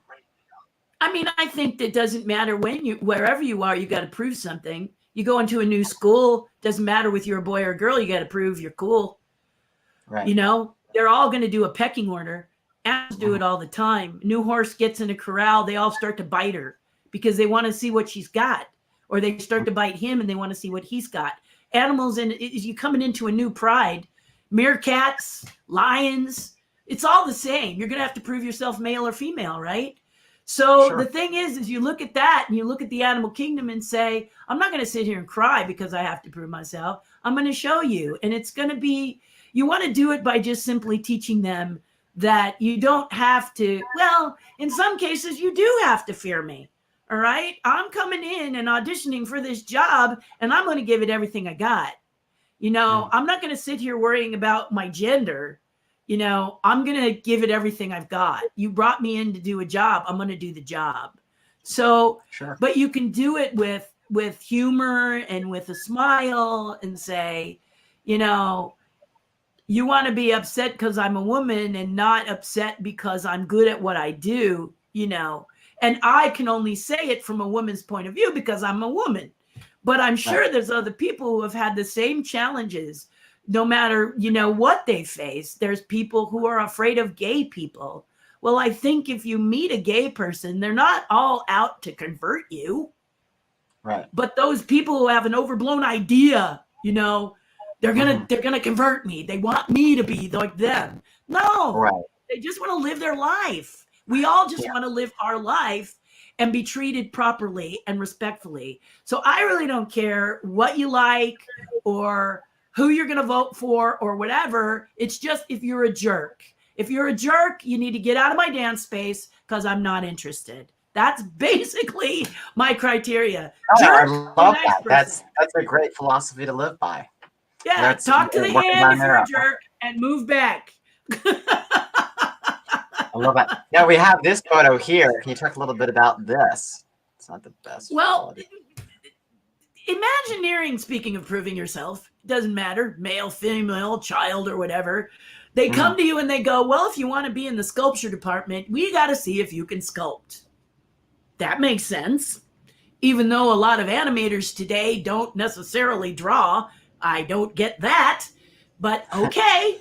So Right. I had to do this sculpture. They gave me a picture of Brer Fox. I did a little Brer Fox. I brought that in. They looked it over. Then they said, okay, Terri, you get to advance to the next level. Big Brer Fox head.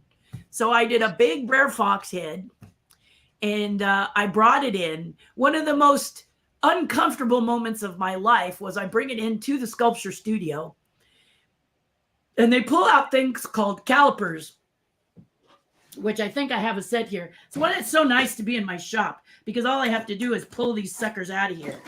But you have these things called calipers that look like this, right? Oh, yes. This one has a center. This has a center thing in the Every middle. specific detail and measurement. They went like this on my work. I'm standing in the side, and they're going, Right, and they're right. writing stuff down, and they're not talking to you, you know? It's like if you think you have a terminal disease and the person is just writing on the chart, and you go, you want to tell me what it is? You're okay, sir. You're like, why are you writing it down then if I'm okay, sir? You know? Right, right. It was really scary. It was a sweaty palm moment. And you're like trying to, you're saying, don't let them see you sweat. Don't let them see you sweat while they're crawling over like ants, trying to see it symmetrical. Nature isn't symmetrical, but when you are an animator who is creating mechanics for the fox to speak, they want it as symmetrical as possible. So when it's something that they're going to put a mechanic up inside, it's a lot easier if it's symmetrical. So I forced, again, my sculpture to be symmetrical. Annoying, but, it really helped the mechanics. And then all of a sudden the mechanics are requesting you. We call that job security. How far do they need you in that process? Like where they have someone else, another Imagineer, or someone else on the team kind of take what you've done and go with it.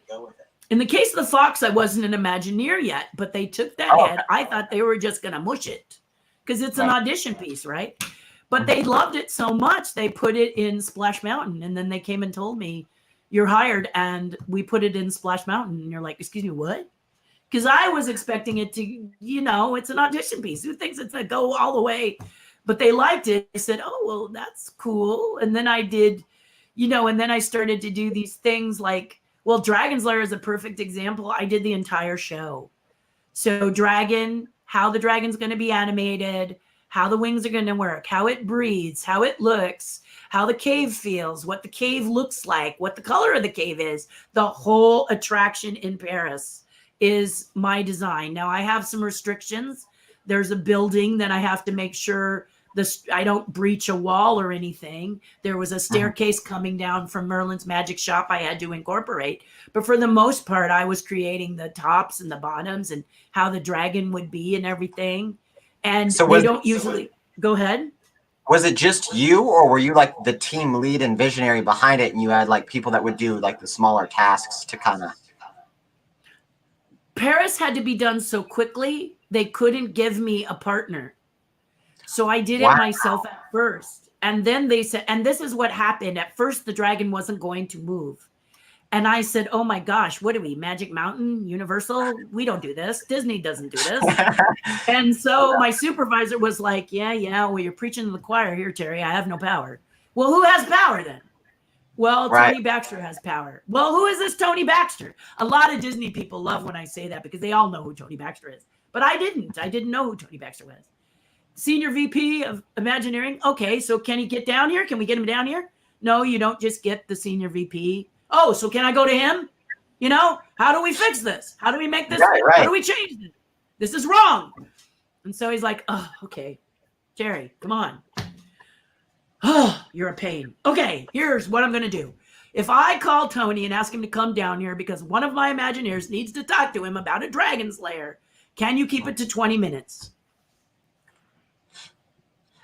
Okay, I'll do it. So Tony comes with his entourage, a lot like Michael Jackson. Right. Tony comes in with his entourage, a lot of people. He's got someone who puts the chair down for him. He sits down. People to make sure he's got something to write. People make sure he got something to drink. And he looks up at me like this when he's ready.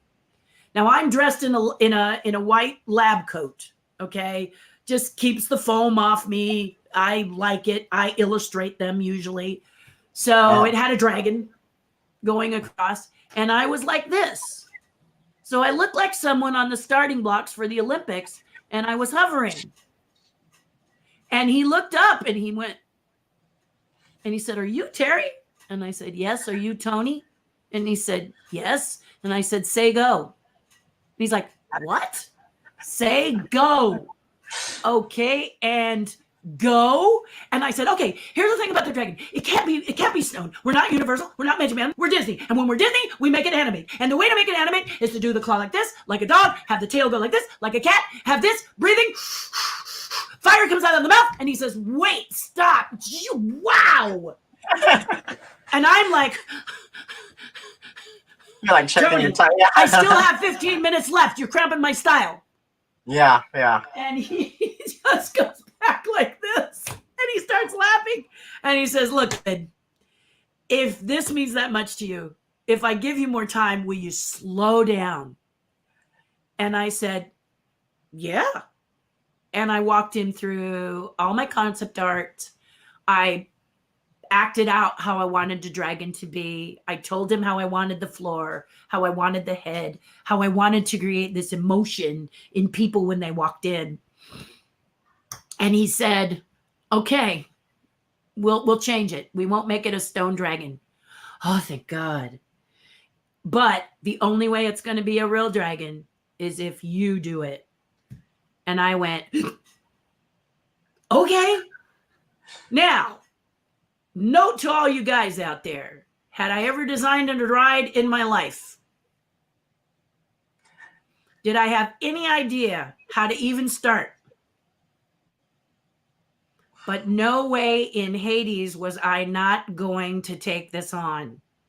Okay, so you're gonna be scared. The butterflies, yeah, they were going in my stomach like butterflies in a jar. I was scared to death, but I said to myself, I'm gonna design it the way I want to design it, and they'll come in and do their 2 cents. And that's what I did. I love dragons. I made the dragon move the way I believed it wanted to move.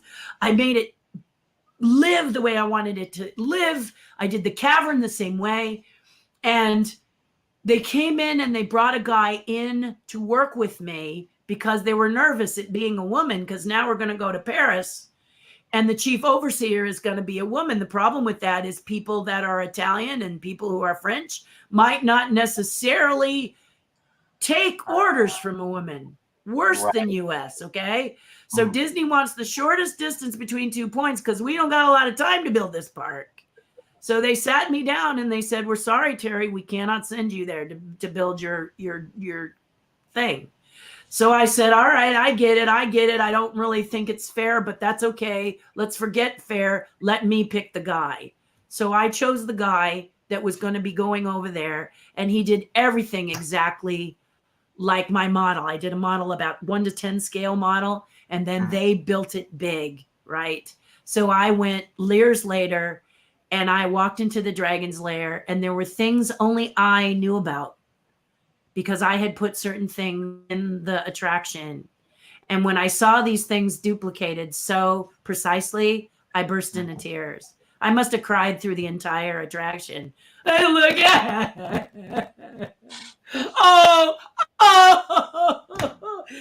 because this is there for years. It's going to be there long after I'm gone. And this is what many artists dream. The whole project. The whole project took us, I think we were pretty much on time. We built it and we had it all ready to go about 9 months into it. And the cool thing is that Tony Baxter came to see me and said, of all the attractions in the park, everyone's voted the best attraction is not even an attraction. And it's your Dragon's Lair. #1 ride in Paris. #1 attraction. And the reason is because every castle has to have a dragon, especially in Paris. Paris is the castle capital of the world. The thing that makes it the best Disney castle of all time is because there's a dragon sleeping underneath. A 35-foot, fully articulated, fire and smoke breathing dragon. You actually get to experience the awe and mystery of being face to face with a dragon. And I am so proud of it. You can tell that I'm so proud of it because it's so majestic and so beautiful. And we did that. I was in 2000 was the first time I went to visit her because she was opened in 97, 98. So now you go and people still love her. So, and I understand my fan, people who've gone to see the dragon say it's a her. So I go, okay, it's her. Have you named it yet? Anybody name it yet? And they go, no. Right now we just are calling it the dragon. They go, why didn't you name it? I said, I don't name it. It's for the fans. You guys name it. You're supposed to name it. Get on it. But they just call it the dragon underneath the castle, and they've all decided it was a she. But it's just a really beautiful. And some people go to Disneyland Paris and don't even know it's underneath there. They miss. I love that it stands the test of time. I mean, that's how you know that it really is a staple. I just absolutely love that. Well, Landon, when you're passionate about something, it's gonna. I am a dragon freak. Gosh, if I want to sculpt one thing, it's gonna be a dragon doing something. And I put them in. I doodle dragons. I love them so much. But when you're passionate behind something like that, you can be successful without even trying because all of your love, your joy, your bone, your flesh, your blood goes into that piece, doesn't it? It does, and you can't help but win. You can't help but win every single time. And everybody was like, aren't you surprised it's number one? Not really. The dragon was created by a dragon nut. Right. Yeah. So if you see that from people, it's something you really love. Like when you go to Tokyo Disneyland and you see Winnie the Pooh, you can tell that all of these Imagineers were so grateful and had so much fun and a lot of passion because Japan said it's going to cost about 18 million to do this attraction. And I think many Imagineers were used to the US. They were kind of like waiting for the counter, right? It's going to take 18 million to do it. What are we going to have to cut? And Japan said, what if we give you 21 million? And they went. And the joy of creating that attraction in the Magic Kingdom, Tokyo, is just, you get on it and you just, your whole body. And in Shanghai, the Pirates of the Caribbean ride, I thought, I'm not going to like it because it's a lot of computer generated stuff. Contraire, mon ami. It is the best blending of live action animatronics and CG that I've ever seen.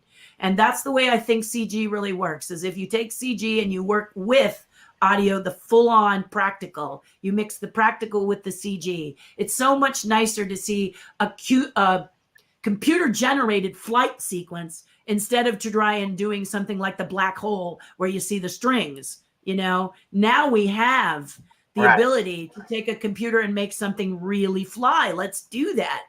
But when it's on the ground, let's also remember that actors work better opposite objects, not green stuff. They can do the best they can, but if they can see, touch, feel, and experience that object, that helps bring them into the characters or whatever they're creating. So if it needs to fly, take that practical ship that's landed and fly it. But just go back and forth, rock between the two mediums. It's not either or, it's always and. Wow. I absolutely love that. Kind of going back to earlier when we were talking about Splash Mountain. What were your thoughts when you heard about it being possibly rethemed? I don't know what the current status is, but they were saying that due with the times, I think they were going to retheme it to Princess and the Frog. You kind of wonder about that, okay? Half black, half white, that's me. Everybody's asking me this question. What do you think about this? What do you think about this? Okay, here's what I think about it. There's a movie that has Spencer Tracy in it. If you don't know who Spencer Tracy is, Google it. And it's Spencer Tracy. Spencer Tracy, and it's about the monkey trials. It's called Inherit the Wind. It's the original Inherit the Wind. Okay. Okay. It's about a man who decides to teach Darwin when creation is the only thing this state believes, that man was created by God. There is no Darwin. Okay. The whole state had this, and it was a law. You could not teach Darwin. You only taught creation. So he was brought up on trial. And they made a movie about it called Inherit the Wind, probably 1956, 1957. It's black and white. If you don't like black and white, get over it. It's an incredible movie. Go there for the message, okay? Okay. The message is this. If you let anything get too out of hand and get too crazy, people who are upset that that manhole cover is called manhole cover, that's nuts. Get over yourself. We're not going to call them person covers. Get over yourself, okay? Calm down. I get if you're offended by some things, but let's not go crazy, all right? So this is kind of the thing that I like about Inherit the Wind. It talks about, there's the wonder of the planes. It's great to fly from A to Z, but the birds will lose their wonder, And so when I heard about Splash Mountain and they thought it was racist, Splash Mountain is not about Uncle Remus or any of that stuff. There is no tar baby in Splash Mountain. It's about zippity doo-dah, happy things, joyful experience. But okay, if there's people out there who are offended and upset, Disney will consider it. I will tell you right now, and I'm not an authority, I don't think Disney will replace it with The Princess and the Frog. And the half black side of me is a little irritated. What did they do? Look at every Disney film to see if they could find which one had the black princess? How many? How many? One. Right. Yeah. Okay, now, see, this is what bugs me. It drives me. Okay, it's got to be not racist. Let me see. This one has a black princess. Isn't that still the same problem? I'm just asking. I'm not here. I don't have no catalytic converter on my mouth. So this is the first thing I thought. I love Princess and the Frog. Yeah, but it's as Tony Baxter said, we got other problems with Princess and the Frog. We can't just say, okay, Splash is now going to be Princess and the Frog, because there's a little thing that happens in Princess and the Frog called voodoo. Oh. And voodoo offends other people. Right. You see? So Disney has to. Can't win. You say to yourself, "Ay, ay, ay," and this is what Tony said. We can't just jump to Princess and the Frog. It'd be great to do a Princess and the Frog thing, but we've got some challenges with voodoo. And I agreed, you do. But one of the things I did with my group on my Patreon page, we have this great community of creative people, and they keep growing every day. And I really didn't know what my Patreon page was going to be. And then I get these wonderful people who are so flippin' creative. It's just one, and those who are not. So people come to that page to learn how to do what they want to do from people who know how to do it. And the community is growing. And I am not even in there as much as I could be, because these people are all jumping in and helping each other. And I jump in to see how they're doing. It's amazing. But my point is, as I said, let's take it in a different way. Splash Mountain is not being singled out because people think it's racist. I said to my group, I said, let's say Splash Mountain's a little dusty. It's a little old.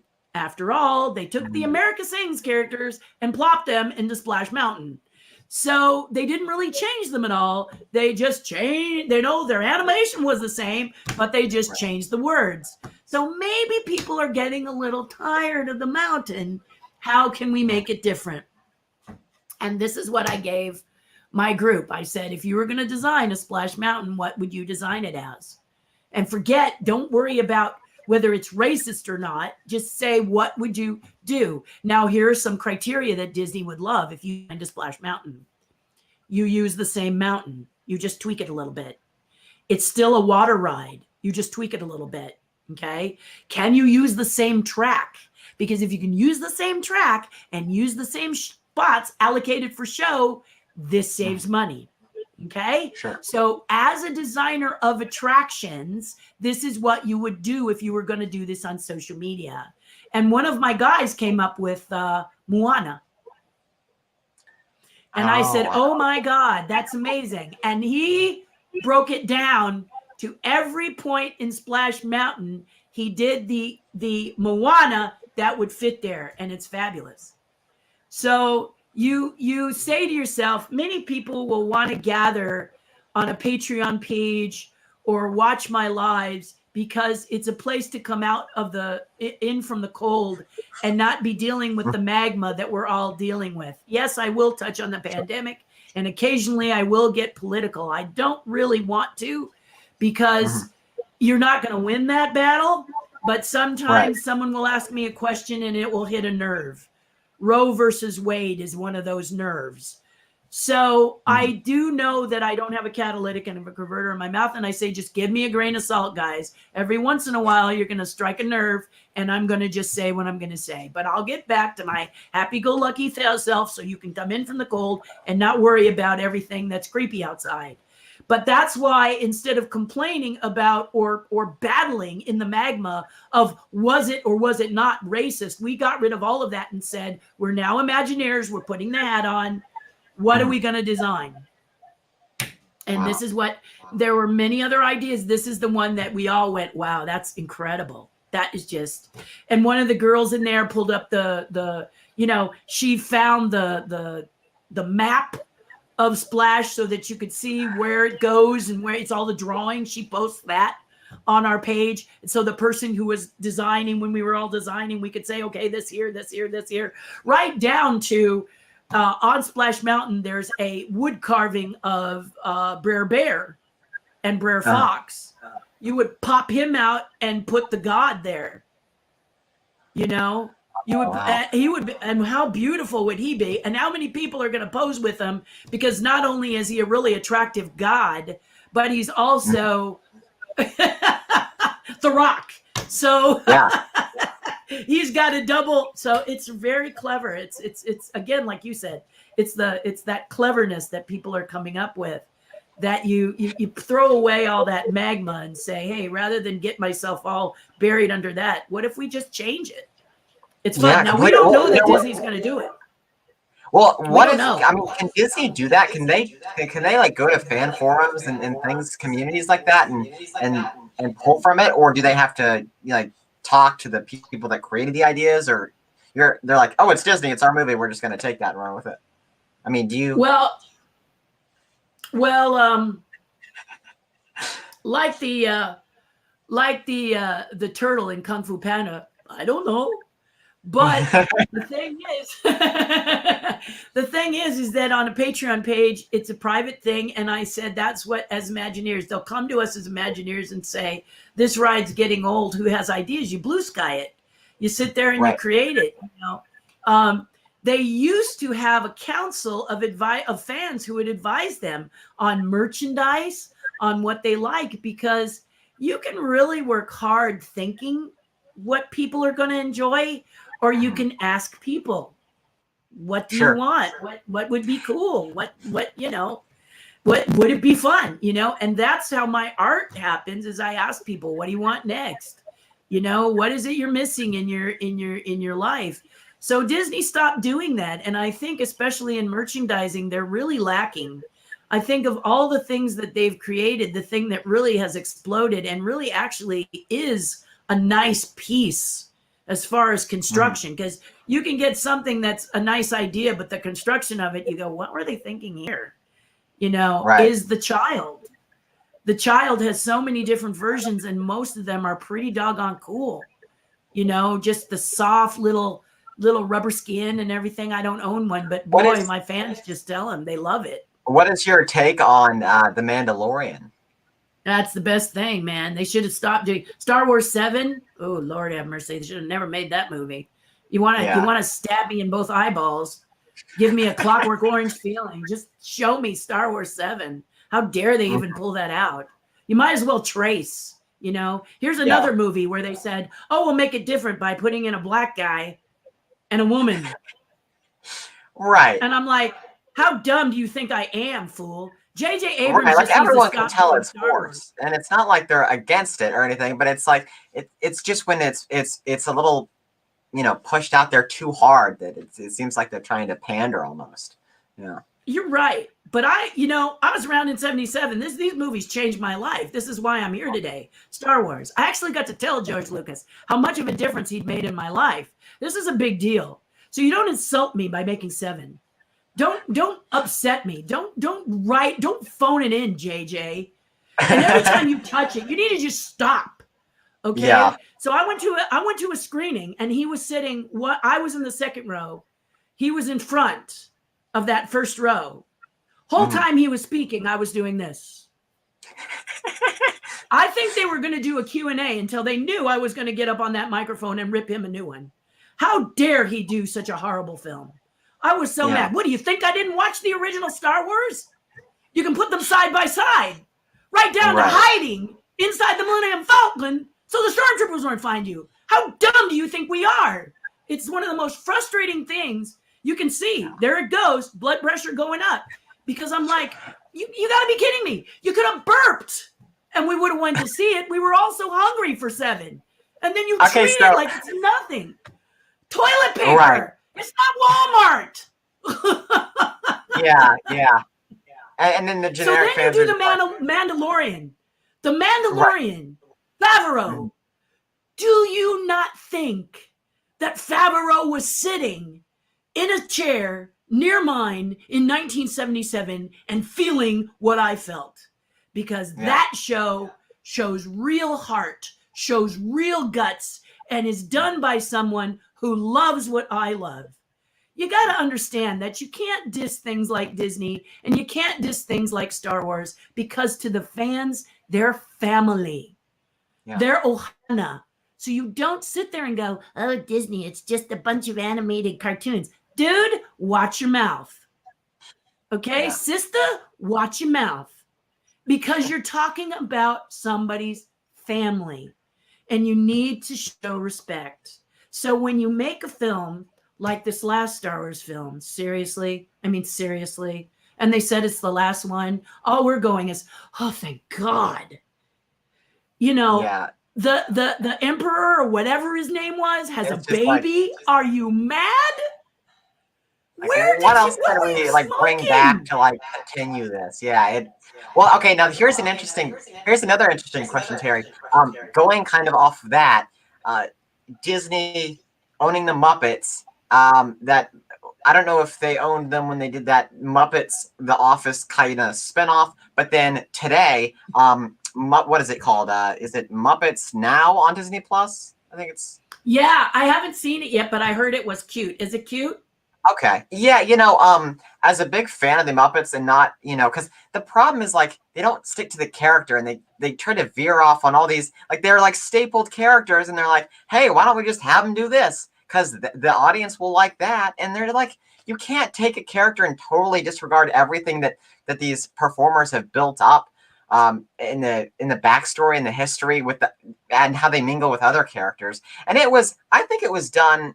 I haven't seen all of the episodes. I watched a few of them. It's got kind of a Muppets Tonight vibe in that they kind of change from different scenes to scenes, and the characters seem to be a lot they kind of started to figure it out again. This is kind of what we should have been doing from the beginning. But it's you should watch the Muppet Show, watch the Muppet Show, the one that Jim did, the one that he designed. Because I'm going to tell you a secret, he designed the Muppets.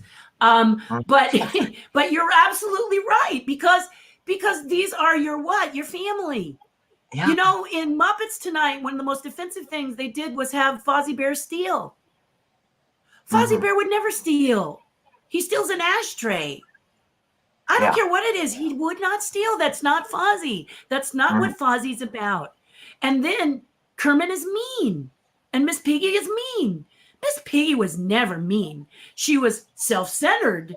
She was narcissistic where it went to herself until she looked at the frog, loved the frog, And the frog was a sweet, wholesome, kind character that stood up for himself, not these mean, nasty. Where do you get this? Why do you think you can do this to the characters? And then you get upset because we get offended and we don't watch. You know, you've got to stay true. That you are so right. And that is exactly why. Well, You to can't- me, I don't know. Was it called The Muppets? And then it was, I mean, was that what the show was called? It was like something very, very generic, but it was like The Muppets or something like that, or I don't know. But it was like, they're like, okay, well, we know that this generation loved The Muppets, but they also like The Office. We'll combine them and see what we can bake. And it's like, that's the one, Muppets oof. And Tonight. it's just It like was what you said terrible. earlier, and like we see how forced it is, and we see how it just did not work. And Well, and the it's characters surprising aren't- how. Like Yeah. you said, they're not the characters. So if you watch the last 3 episodes or last 4 episodes where they get a clue and realize they're not doing it right, so they're pulling up. The plane is crashing, and they pull up, but they didn't quite make it. So then it's dead, okay, because people have already left. The last 3 episodes were really beautiful. There's one called something about a tale of two piggies, I think it's called, where Miss Piggy goes to a gala and her tail pops out. I mean, she's a pig. So the tail pops out. Oh, everybody gets upset. And they start dissing her because her tail pops out, you know? And so Joan Jett is on the show and she talks about how you got to be who you are. You got to be yourself. That's what the Muppets are about. The Muppets are about making you feel good about who you are. And you have friends of all different colors, all different types. You have Gonzo, whatever he is, and Animal, and you have all these different, and they all get along and they all care about each other. And this is why people love them. You have to keep the heart of something. You can't just cut the heart out and expect the body to move, because it's going to be this lifeless thing. You've got your zombie apocalypse happening. And that's why that didn't work. And that's why a lot of the Star Wars movies didn't work. The closest was Rogue, and then they killed off all the characters that were cool. And you're kind of like, that's pretty silly. But Mandalorian has nailed it. Mandalorian all the way through is just wonderful. The only thing I didn't like was that they showed me what that Mandalorian looked like, and I really didn't want to know. I really love the mystery of the Mandalorian. I liked that we didn't know what he looked like underneath, that we were curious, but they were this order that believed that you do not ever in the presence of others. And I just thought, oh, I love that. That was just so delicious and cool. And then there's a female character that hangs around with them that is so badass. She's so amazing. She's not there because she's a woman. She's there because she's a fighter and she's tough and she's gritty. You know, she's like Princess Leia, only she's a different kind of, you know, Favreau and really, not even to really mention, thought about it. Not even to mention, Terry, what we talked about earlier with rides, the integration of, puppetry and, digital effects and all that stuff that you can do in post now. I mean, it was beautifully blended. I mean, some of the scenes are like, wow, this is just with the little, child puppet. I mean, it's really going back and seeing some of these puppeteers that I follow on social media, and you're like, oh, wow, I didn't even know that scene was, and even when they call back to the, what was it, when they had the stormtroopers, I don't know, was it stormtrooper? I don't know. It was someone, they were doing something about how they couldn't shoot properly. And they were going back and forth. And I love that. It was, everything was perfect for the fan base, but it wasn't shoved in your face, and it wasn't overdone to the point of, oh, we'll reach a new audience with this because it's got all this CGI. It's like it's there, and it's respected. And that's what I think. George Lucas shopped that thing around to everybody.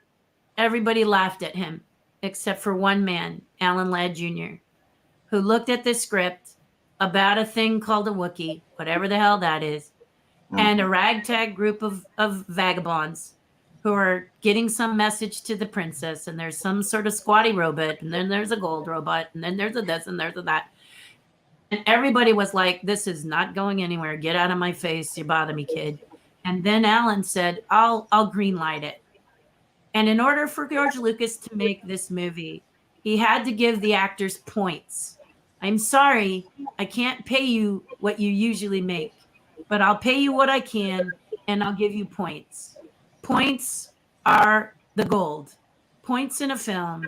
And all of a sudden, people who had said, this movie is a waste of my time, realized it was going to change the way we do everything. It made it the world of love stories, which were annoying the teeth out of my skull. If I saw another love story, I was going to vomit. And all of a sudden, I was hungry, like so many of us out there. We wanted to see fantasy. We wanted to see good fantasy. We wanted to see space battles, good space battles. We wanted to know about aliens. And we wanted to know about monsters because the geeks of the world really like that stuff. And all of a sudden, a geek named George Lucas said, I'm going to make this movie. And all of a sudden, there we were, so excited to see it. It made the room stretch for us. I know. I saw it 181 times.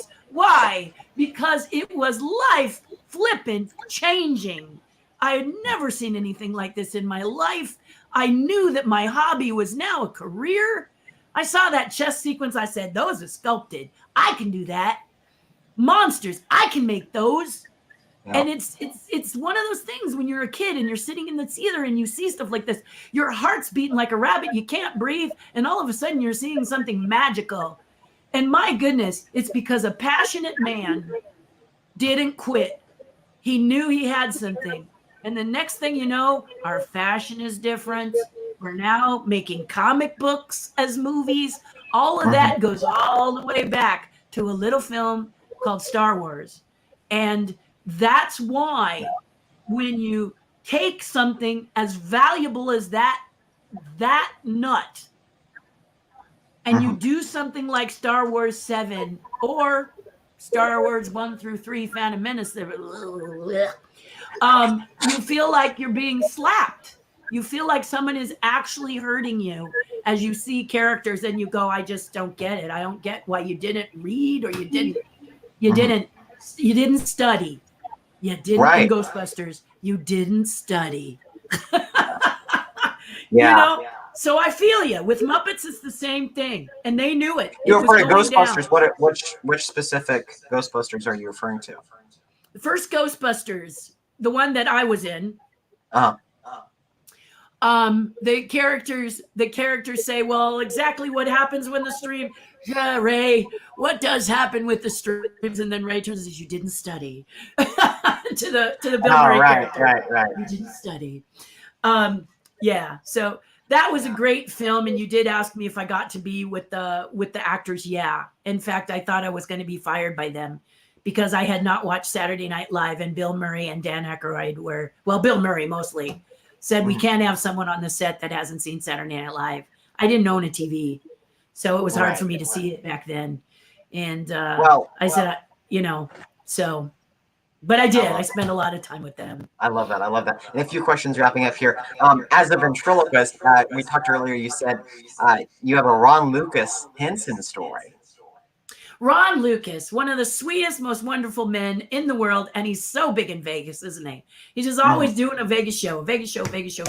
Yeah. You know, I'm so proud of him. I'm just thrilled. And then I was on a Disney cruise as a guest artist, and he was the headliner in the show. Yeah. So I texted him and said, I bet I know where you are. And he went, what? And I said, guess who's on the same ship? And he's like, what?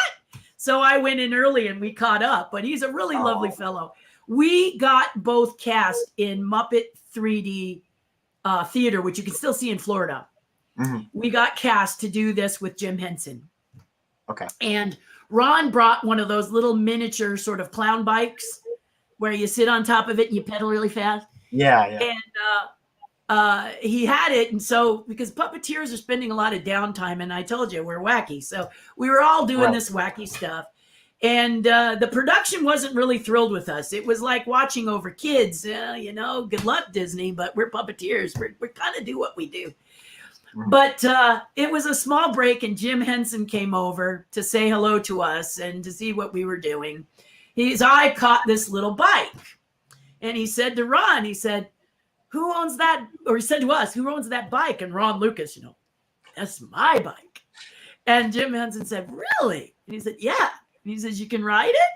And Ron says, "It's easy. It's just like a regular bike. You're just down really tight, pedaling it." Jim says, "Can I try it?"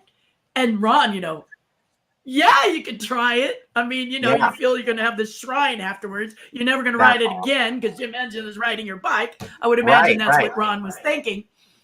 But so Jim gets on it and he starts to pedal. And he loses control and he crashes into part of the set that's not lit yet. And the production gets really mad. "Cut! Ah! Who's back here doing?" And Jim says, "My bad. I was riding a bike. I'm sorry." And they go, oh, Mr. Henson, it's no problem. And and Ron is like, but he was so happy. He got his little bike ridden by Jim Henson. So, even though you have successes of your own, you still have mentors you've always admired that have gotten you to where you are. And you meet them and you kind of get like 5 years old again. "Oh my God, it's you, I love that. So was Ron performing as a ventriloquist during that time, or was he just doing puppet? No, we were puppeteers on that. Right. He was doing some ventriloquism, but we were puppeteers mostly on that show. And I think I don't know if he was just breaking into Vegas or it was a hiatus or whatever, but, Sure. We're jack of all trades, kind of, you're a puppeteer, you're a ventriloquist, you're not me. I'm not a ventriloquist now, but He was one of the first, I think he was the first ventriloquist to really bring sock puppets into the stage performance of it. well, really you guys can pioneered. make anything talk. That's the thing. Like, why does it have to be a ventriloquist dummy, which are a little bit scary anyway? So I go, people would do those ventriloquist dummies, and I'm thinking of Twilight Zone. I really don't want to. But many ventriloquists said, "Well, it doesn't have to. I can make anything talk. Look, that shoe is talking over there." And you're like, that's the point, right? So I think Ron looked at that and did these really whimsical little characters, had them built, these fun little whimsical characters. And this is the beauty. I don't need to say it to you, but a puppet can actually help teach, because a puppet can be racist, and you're going to help that racist see their error of their ways. They can be, they can say all kinds of inappropriate things. I had a puppet break up with my boyfriend because for some reason in college, he just wouldn't take no for an answer. So I had a puppet dog, and my puppet dog said, "Read my fuzzy little lips," and he just loved the puppet. He started talking to the puppet, and he said, "But I love her. She's too bad she don't like you, dude. Not for you, and they just they're this bridge. They're this beautiful bridge that can help kids get through challenges that they're having. Sure. Or they can help adults. Can't tell you how many adults have put a puppet on and they just melt into it. I'm sure you've seen it. They melt right in. Oh my God. Oh, it's just hilarious, and it's just wonderful. So they are great. And I really love to see more ventriloquists doing actual puppet characters as opposed to the dummies, because I think it allows you, for one thing, they're lighter weight. Right. They're not so heavy. So you can really have fun. Yeah. Much more fun than these heavy. And they're also not necessarily always this and this. Many can work like this. And this is natural for us to do. We've been doing it for years. So that's the kind of thing that I think gives you guys freedom now, where before in the early days, you really, you're trying to pat your head and rub your stomach by making this a trigger thing to make that happen. It's like, why would anyone do that? I don't know. It's fine. But that may be why a ventriloquist days gone by, when he puts his hand in here, is a little alien for them, so. Yeah, but it's amazing how things have evolved and how the art's evolved. What current projects are you working on, or have you shared with your community that you'd like to bring about here? Oh, well, I do these wonderful little sculptures for collectors. Reason I do it is because I want them to have something of quality to collect. Mhm. So I did Okay. these little hitchhiking ghosts, and I know you showed some pictures of them, but this is what their size is. So here's the base, and then Mhm. this one is Professor Phineas. And the thing I had to have happen with the ghosts, because let's face it, there's a million hitchhiking ghosts out there. So one Mhm. of the things that they do is people always build them connected. So mine are separate because people wanted, as you saw in the video, people want Mhm. to tuck them in spots. And then they want them to illuminate. So they illuminate. You push a button on the back and they illuminate. Now, in this camera, it may look like it's a light going on and off, but Mhm. actually, it looks more like this. And I'll show you what it looks like because the eye is such a sensitive instrument, our own eye, that it's Mhm. going to show us what things look like differently. So I did this shot here to show how they're actually Wow. illuminating. So as you can see with the light off, they look like little ghosts. Fancy that. They look like little ghosts that are Beautiful. materializing. So in the case of Phineas, you'll notice the bag is partially hidden, and then there's light areas, there's dark areas, and that's what makes them so super, really special. And Mhm. then you tuck them on your shelf because you got to let collectors, know Mhm. this is how beautiful they're going to be. Is here they are on a shelf, and they're They even just, stand out against everything else you have there. That's yeah, and wow. you can see through them a little bit. If you look hard, you can see my Peter Pan ship going through Phineas. My Mattel doll back there, I did the Tigger. That's coming through Oh wow. Ezra. And then Mhm. if we go to the next one, it shows you that you can put them on, you can put them on separate shelves. So that's what I wanted people to see is they can be on separate shelves. And then I know that this camera doesn't quite have the resolution, but understand that your eye is really going to be seeing these little materializing ghosts. Took me 2 Mhm. years to create this with my team. And then the other thing I wanted to do was to make sure that they used AAA batteries. Mhm. No weirdo battery that you had to go to the North Shore and find. Right. Just Right. this nice little easy put in, easy pop That's out, great. turn it on, be done. And they're just really lovely. So they sell in a set. I make a whole experience. So you're not going to get your ghosts in a baggie. There's an entire experience around it. I design boxes, the papers, everything I want to have happen. It gets a certificate of authenticity. It's a Mhm. big deal. This is my supercalifragilistic project, though. This is more expensive than most of the pieces I do, and it's because it took a lot of work to get here. Mhm. And I told a lot of people were like, well, is it gonna be like, is this always the way it is now? They're gonna be super expensive, and because I loved collecting the little ones that you Right. made. And I said, no, we'll do a supercalifragilistic one every second or third. So next one we're gonna do is a little Cheshire cat. He'll be more reasonable. After that, we're doing Figment because I didn't realize what a bad rap poor Figment's getting. So we're gonna do Figment because people are like, Figment's getting all in. People get all upset. So is it because it's your approach to it and your sculpt that you're allowed to do that, or how does that work? I think part of it. Honestly, Okay. I think there is an unspoken agreement right now. What that means is when they're ready, they'll take it back. That there's Right. no, Disney can, it's something, but it's my interpretation. I've never seen a sculpted version of Phineas in the cape. He's Mhm. always in the jacket, but everybody wanted the cape because that's closer to the original one, where the Yeah. second one in Ezra position is a ghost. So I did the cape and I gave him this movement.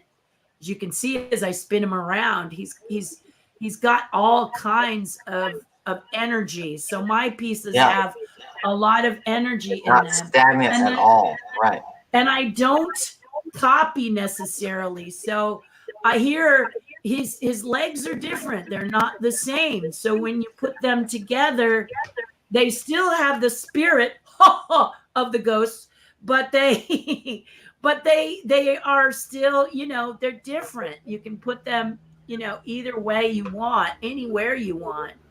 And they still have this really fun, it's in there look, and it's in their feel. Ezra, are you losing your bottom? Okay, there we go. Let's put that back in. In concluding here, what do you think, if you were to put it in a few sentences, what do you think it takes to be an Imagineer? And what do you hope to see from future artists and Imagineers going forward? To be an Imagineer, you've got to love collaboration. Okay. My favorite word. You got to love collaboration. You got to put that ego back. You also can't be so shy because you're around some greats. Imagineering is the creme de la creme of artists. The best of the best are at Imagineering.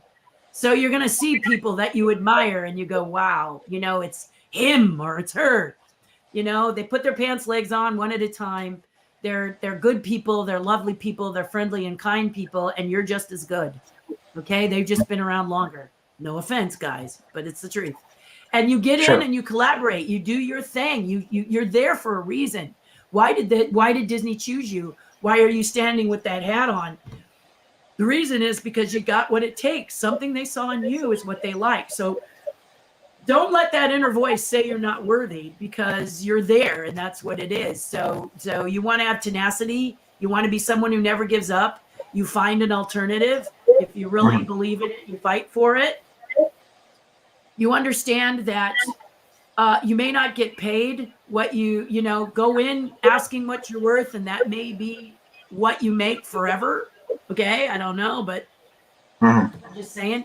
But the perks are fantastic. As a sculptor, I could call anybody anywhere in the world and say I was an Imagineer and I wanted to take a look at this new clay, and the truck would back up and dump out a ton just because I was a Disney Imagineer. So that's why I'm saying there's other ways of pay that happen. There's other perks of being someone who works with the Disney company. But always remember that with joy of your dream job, you can also possibly be handcuffed. So if you start to feel like you're trapped and it's not the job you believed it was, then what can you do to make it maybe flex a little bit or make it a little bit more what you want? Or what can you do to make it a little more enjoyable? Because you're collaborating, there's always a new thing around the corner to do. For sure. Right now, it's hard for them. They got to figure out how to get Disneyland open. And Disneyland's not like all the other parks. It's an intimate park. We're very close together. We don't have the wide streets of the California Adventure, Shanghai, or even Hong Kong. We are tight. So this is one of the reasons Disneyland has taken so long to open. They got to figure out how we're going to be able to be safe in that park. And then, is it worth it for them to open? And that's going to be another thing. Do they have to, if capacity is so low in order to be safe that it costs more, then that's not going to work either. Right. So as an Imagineer, these are all the things you've got to figure out. I got to get it open, but how do I get it open safely? And I'm really happy to hear that California Adventure is going to do like Knott's Berry Farm along those lines, where they're going to have a walk and eat and experience out in there, because they've got the space to do it. Sure. So why not? And now they're recalling everybody. They're recalling a lot of the employees back that were furloughed. They're asking a lot of them back because they got an idea. And that's what you do as an Imagineer. You come up with you take lemons and you make lemonade. Absolutely phenomenal. Terri Hardin, where can people find you? Oh, Google me. But I have a website. It's getting better every day. I'm not a young person. So the website, terrihardin.com, you'll see it's developing. I'm actually happy to say there's 2 wheels down instead of just one. And it's getting better every day. I have a Patreon page. It's been scrolling along the bottom. To be at the base level and be a part of the Patreon page is $5 a month. The reason it is because I want to over deliver. Some of the other ones I haven't worked on, but this is because this community is growing and people are having so much fun at that level that the other levels are there and I'll get them to them. But people can come at that level. Many will do a higher level because they're having so much fun at that level. But that's up to you, you know, that's up to you. And then you can just, like I said, Instagram, I'm Terri Hardin Legend. You'll see stuff like that. Again, I'm learning about Instagram. So many of you get Terri on TikTok. teaching me. And pretty soon, Yeah. I had an idea finally because I didn't understand how it worked. Mm-hmm. And I thought you had to all do, you see, this is the way you think sometimes. You look at 2 or 3 of them and they all are the same and you go, is TikTok people just doing silly dances? That's what I thought. And then you realize, did you think the same? I've been on it for a year, and I have over 500,000 followers just doing my jokes and puppets. So, and there's a bunch of artists too that have grown a following from TikTok because they're just doing their art, whether it's painting, sculpting, and so it really, you know, you assume something, and I was like, well, maybe I could put a joke bit out there, and you know, I woke up and I had like 10,000 followers, and I go, what is this? But it's, you know, it's the times, they're growing, they're changing, and everything is, you know, it's just like what you talked about earlier, where you're like, put your work out there, put what your dream job is, if you want to be an Imagineer or you want to be an artist and work for something and someone, and it's just being seen and being heard and having that virtual portfolio. So it's fantastic. And if it's not you to be silly, then that's what I'm learning about TikTok. You just go on and you be you within what, 60 seconds or less? Isn't that what it is? Yeah. So to me, this is fascinating. I said, okay, let me see what I want to do in 60 seconds or less. And then, of course, when you speak this out loud, I'll leave you guys with this. You speak this out loud. I said I wanted my social media platform to be bigger and better simply because I can reach more people. And I wanted to learn something new. This whole area, all of this is new to me. I have to ask people, how do I do this? I have no idea. Walk me through it. So what happened is people saw my my Instagram page, and one of the people that saw it was Wired Magazine. And right now they decided to do an article, and I love Wired Magazine, and they found me, and they said, would you mind doing something on pumpkins? The answer is, oh yeah. So, you know, you just do what you love and you talk about why you love it, and you start to say, you know, let me help you get what you want, because by doing that, I know I'll be blessed and get what I want. Remember, you're not a goose. You don't have to fly south for the winter, whether you don't or not. You're a human being. You have the ability to love, and you're magical. You can make tomorrow better than today by just making the decision. And that's powerful. That's really powerful. No other creature can do that. So embrace it and realize that's, you know, and if you are someone who goes down the rabbit hole, we all do, feeling melancholy, feeling depressed, feeling sad, that's when you phone a friend or you reach out to your community and tell them, I'm not feeling so great today. So I have a friend, she has a health issues and she's all of a sudden using a walker. She's a very active person. So the fact that she has to use a walker has got her really upset. Everybody was, you know, our prayers, you rest, do this, which is all great. Okay. But I wrote to her and said, sometimes you need to lock yourself in the closet and scream. And she laughed so hard that she wrote me back and she said, because you can imagine as you're scrolling through all the nice comments, our prayers, hang in there, blah, blah, blah. Sometimes you need to lock yourself in the closet and scream. You put that out there with all the other, oh, that's hilarious. Because I'm a nut. I want you to laugh, just like you want your jokes. You want people to laugh. So you're looking at it going, well, this is all beautiful. But what's going to get her out of that pity zone? I think I'll just tell her, find a room and scream. You know, a lot of people, I think being a politician is really a thankless job. I admire anyone who wants to be a politician because unless you're shady, then, you know, you got other motives. But if you're a good person who wants to help your community and you become a politician, it's just the most thankless job. And all I could do is imagine Gavin Newsom, all the people upset at him and angry at him and projecting on him. He's got to have a room where he just jumps in the closet and screams, because he's got to be on camera and not say, "You idiot, wear a mask." He can't say it. You know he feels it. We all feel it. He just can't say it because he's a public official. And this is frustrating, guys. You got to give each other a grain of salt right now during the pandemic, because we all don't get to say what we feel. And sometimes when we do, it comes back at you. So Exactly. you got to be careful, you know?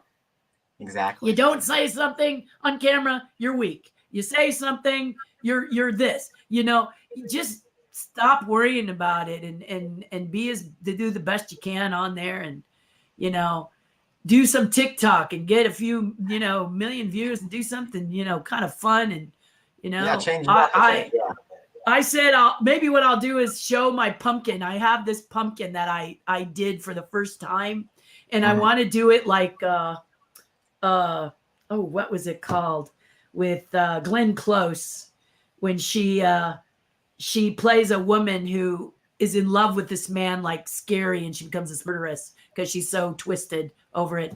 Can't remember. And she turns the light on and off. So that's what I want to do with my pumpkin. Figured to be a cool TikTok video. Full light, then lit. Full light, then lit. And that's it. Yeah. Perfect. There you go. And you know what? It comes full circle, because it all starts with that idea, and that germinates into something amazing. So I love it. I love it so much. I'll probably do that, because I first had to figure out how you do it. It's like, Instagram story. How do you do an Instagram story? So Wired taught me how to do an Instagram story. So you just keep saying, I don't quite understand how this works. Okay, you open the phone, you know. Yeah. Well, no one does. And you know what? It takes some experimentation, but you figure it out, and then you're like, okay, I got the hang of it. So it's exciting. I look forward to seeing your TikTok post. And Terri Hardin, thank you so much for being part of Landon Live and for sharing your story.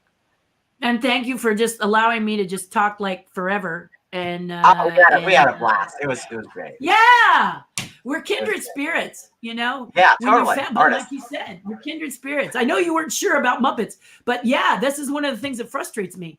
Is, you know, don't go out of character. Treat them gently. They're our family. Exactly. Be careful. Don't tread on our territory, people. Exactly. Don't know what you're gonna do before you. My family, man. Yeah, exactly. But you guys take care that have tuned into this. Thank you guys so much for tuning into this. Make sure to go follow Terri Hardin and the links below on this post, because it'll be on YouTube and around Facebook. And thank you guys so much. Bye, and have a great night.